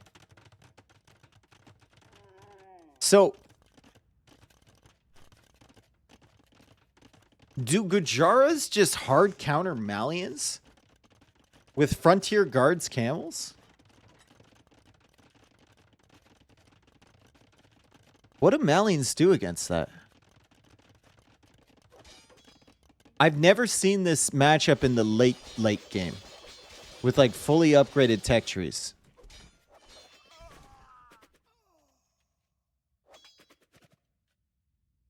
Fuck you all. Your lives are so sad. I get a charity tax break just for hanging out with you. Extercept. Thank you for the gift sub to Balian as well. Thank you, brother. Mass hand cannons, I guess. I mean, if you go like Shirvamsha Frontier Guard camels, or even Frontier Guard camels with chakrams. I mean, chakrams are tough because you need a lot of chakrams to be effective. It's taking up a lot of your pop space. We're still a ways away from that. It's expensive things to afford. Heavy camels expensive. The Frontier Guards is expensive. All the upgrades are expensive, and we're still not there with the economy yet. It's 130 villagers for FreakinAndy, but he's got to get it set up. And you can see he's only got 3 on gold currently. Where are his other golds? His other gold is back here. Can you not see that? Of course you can, right?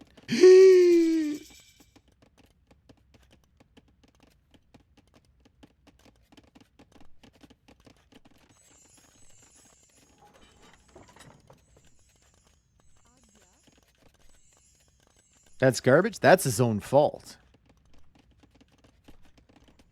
Let's hope he gets Town Watch or something. Shatrias is coming out. He's over here taking this gold right now, which is extremely rateable.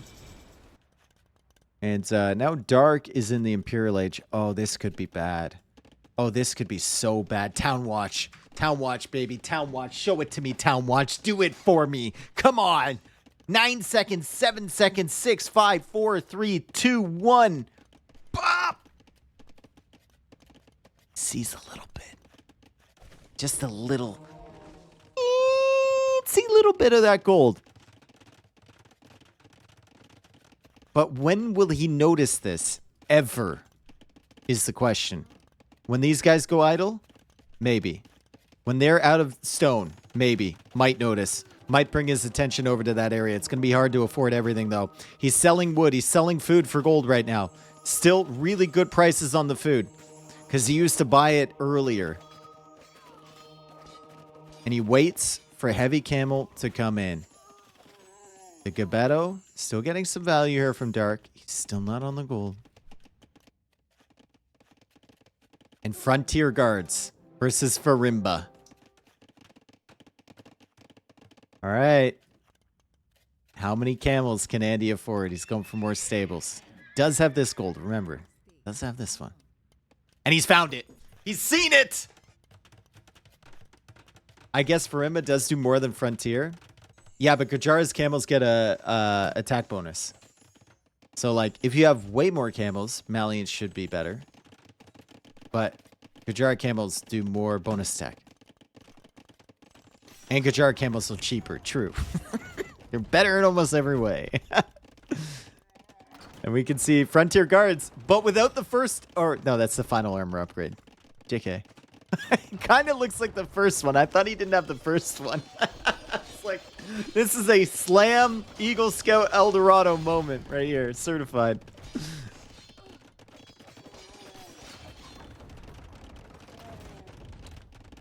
Six Pierce or 6 melee armor. Another castle here from Dark. It's a good game 7, folks. It is a good game 7. Dark on the cusp of a reverse sweep in a best of 7, something we haven't seen in a very long time. But the Gajara camels will not be denied as they rip through those Malian camels. However, Gebetto's still doing some decent damage behind, even with the melee armor, right? Gebetto's still doing 12 damage. That's 5 per hit. It's not bad. Gold is fully saturated now. Villagers still chilling out here. And the Navy is not there. And the camel is coming over too. So Andy might be denied off that pretty soon. Andy can't repair the castle. Yeah, he has to buy stone. He's killing some camels. He's killing some Gebetto. But can he ever push this back? He's massing up the trebs. He's not going to trickle treb this. No, sir.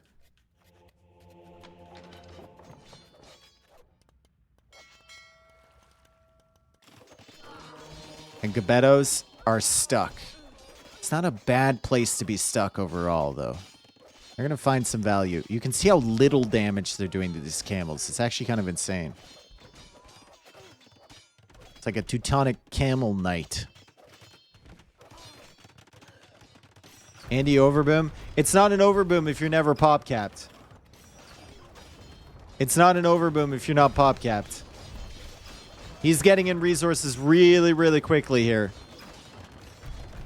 And he's just trying to clear up these Gebetto at the back, which are being very, very annoying. He's trying to push back these trebs, trying to save the castle. Castle goes down.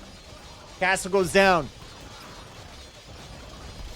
Now attempting to take out this treb, and he's hitting with every single shot. Except that one. As the camels push all of this back, Gebetto are still there. Still looking menacing. And Andy has managed to take out this castle, and that might be the start of a pushback from him. Relics are 3-1 in favor of Dark. There's still a relic up here, but Dark controls this gold, and Dark controls this stone now. What did I say? That castle was... the castle was almost completely useless. Up in the middle. Hand cannon wins it for Andy. Not if he loses the trebs like that. Andy's just going to be selling for gold.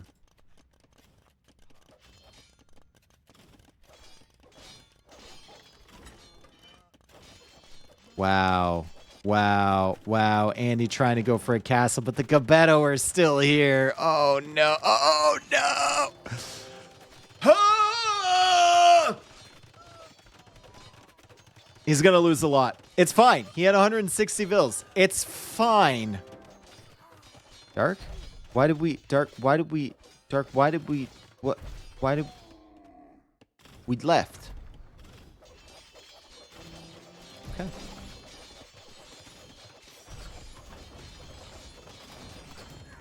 There's still stone here that Andy wants, for sure. Sending the camels back around this way. 29 camels for him, so he's finally got more camels than his opponent. Ooh, big raid.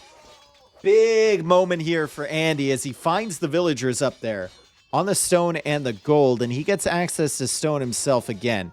And maybe he comes out here and snags this relic. It wouldn't surprise me if he were to make a monk there at some point. Oh, my villagers. Dark is out of gold. Dark is out of gold. Andy is also out of gold. He's taking the stone here. Dark really wants control over this. How much gold is left? 1,098. Demo raft now from Andy. Andy has been selling for gold. He's out of gold back here. That demo raft cost him a lot. And let's hope he can use it. Remember, Malian gold lasts longer, too. Market prices are not good. Okay, big demo. Huge. If this goes into a trash war, Gajaras should be really good with the cheap Hussar and feud units. But unfortunately for Andy, as he sends out a ton of villagers, down to 120 now, he hasn't really teched into much of that. He's got light cav right now, and he's raiding. And you know what?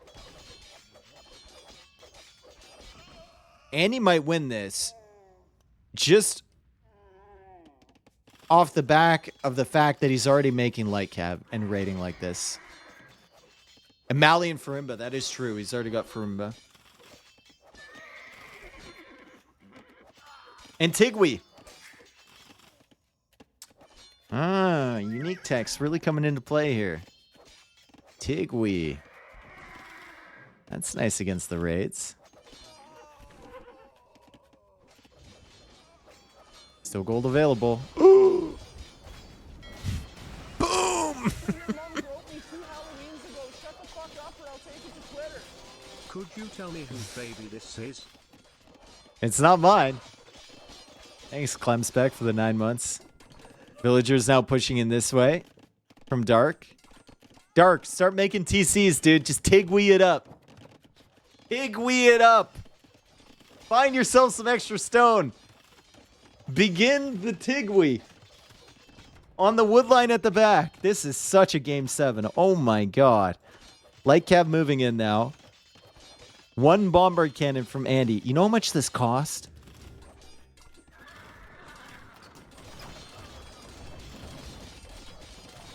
I work my hands to the bone so that you can afford a singular bombard cannon. Probably what his villagers are saying. Will the Treb go down? No, the Treb stays alive. Andy now walling in with siege workshops. Meanwhile, back here, he's getting some good damage with the light cab. But Tigui plus the garrisoning coming into play. 121 villas for Andy, 113 for Dark. And the battle continues for this gold out here. Are there only 4 relics on this map? There are. And I think one of Andy's priorities should be coming out to snag this relic somehow. No, there's 5 relics. Sorry, not 4 relics. 5 relics. 4 of them are already found. This is the 5th.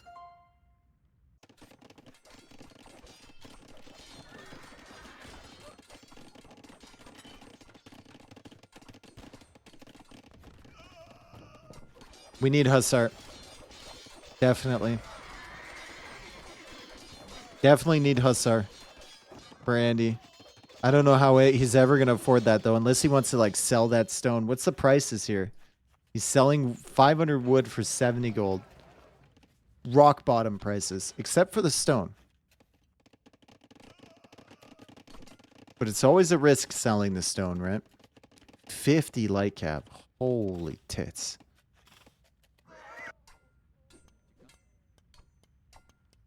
And Andy anticipating. Brother, the Leafs game starts in 45 minutes, all right? Can we chill? It's already 7:15, dude.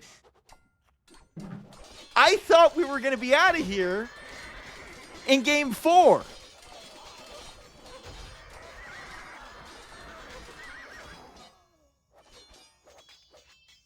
If this was hidden players and you looked at dark space on the left, who would you guess?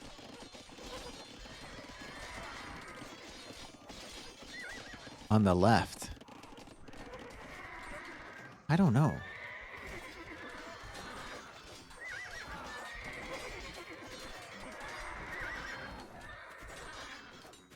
It's 1:15 a.m., dude. Yeah, well, that's like your opinion, man.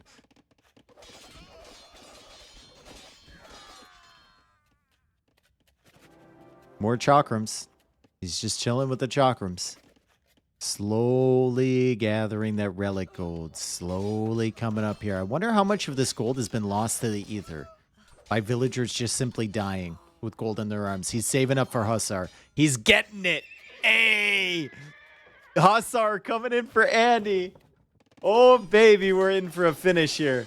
We are in for a resourceless finish. Does anyone see that stone? No. Andy does. No, Dark does. Andy doesn't. God, Andy needs to start seeing things. Does he see it now? No. Now? No. Now? He sees it. This could be the moment that Andy brings himself back into the game with this stone over here. Meanwhile, pikeman coming in. He's got chakrams to deal with that. And you know what? As long as your positioning is fine with the chakrams fighting the pikes and the hussars raiding, maybe the chakrams even finding some value against the camels like this, might be okay. God, those things are doing nothing to those camels. They're doing 2 damage per shot to the camels. Yikes. Hussars still raiding over here. Andy feels like he's pulling this one back a little bit. I don't know. Farimba's huge, obviously. The extra relics are huge for Dark. The fact he got a bit of gold out from this is huge. But Andy has Hussar. Andy has cheaper units with Kshatriyas. And he's got these chakrams to back it up. Dark forces the relic to eject. As the chakrams are eating the pikemen. And the Hussar are eating the Vils. Oh my god. What a game 7. Let's go. Chakrams. Going kind of hard. Andy needs another monastery. Pick up the relic. That is important. Don't let your chakrams die. No! These are everything to you.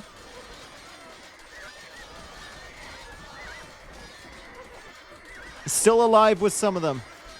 Andy, down to 150 population. He's now teching into Skirmisher. He had to sell the barn to get that. Dark, down to 180 population. Dark is now on the gold once again.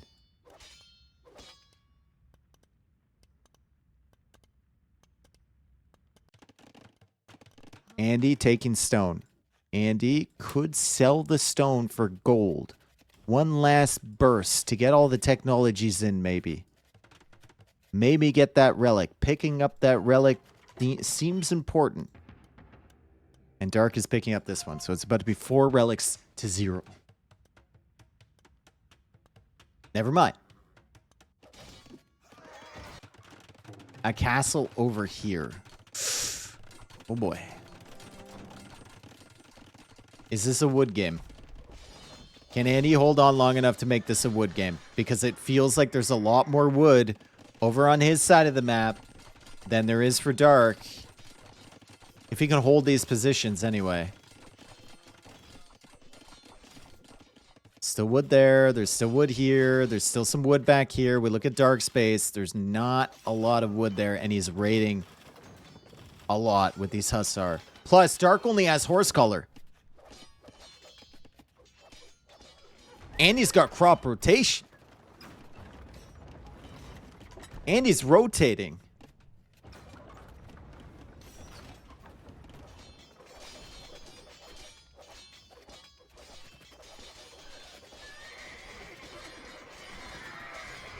$90 versus 24 army. Don't dot me.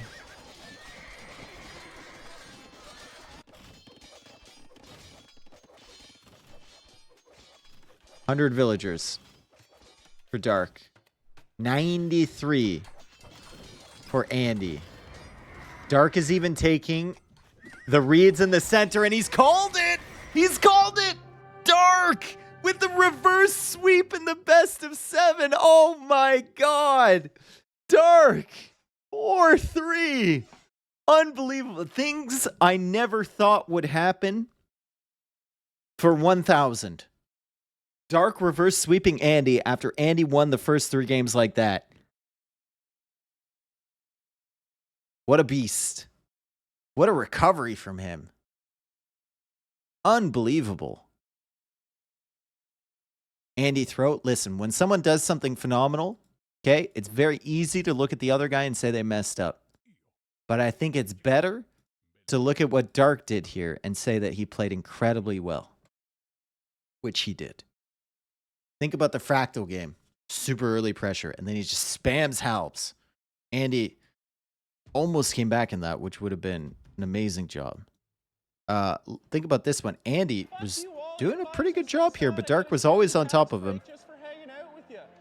Hex coming in on Fantastic time. series. Arabia, Great coverage. Dark counter Bank lamed save. against the Mongols, which put him very far ahead. And then the final win for Dark was the Land Madness game, where he just completely stomped Andy. So, I mean, that is just phenomenal, dude. That is just an unprecedented levels of gaming there from Dark. To reverse sweep in a best of 7. Tristan, it might be a sign, buddy. It might be a sign that the Caps have a chance.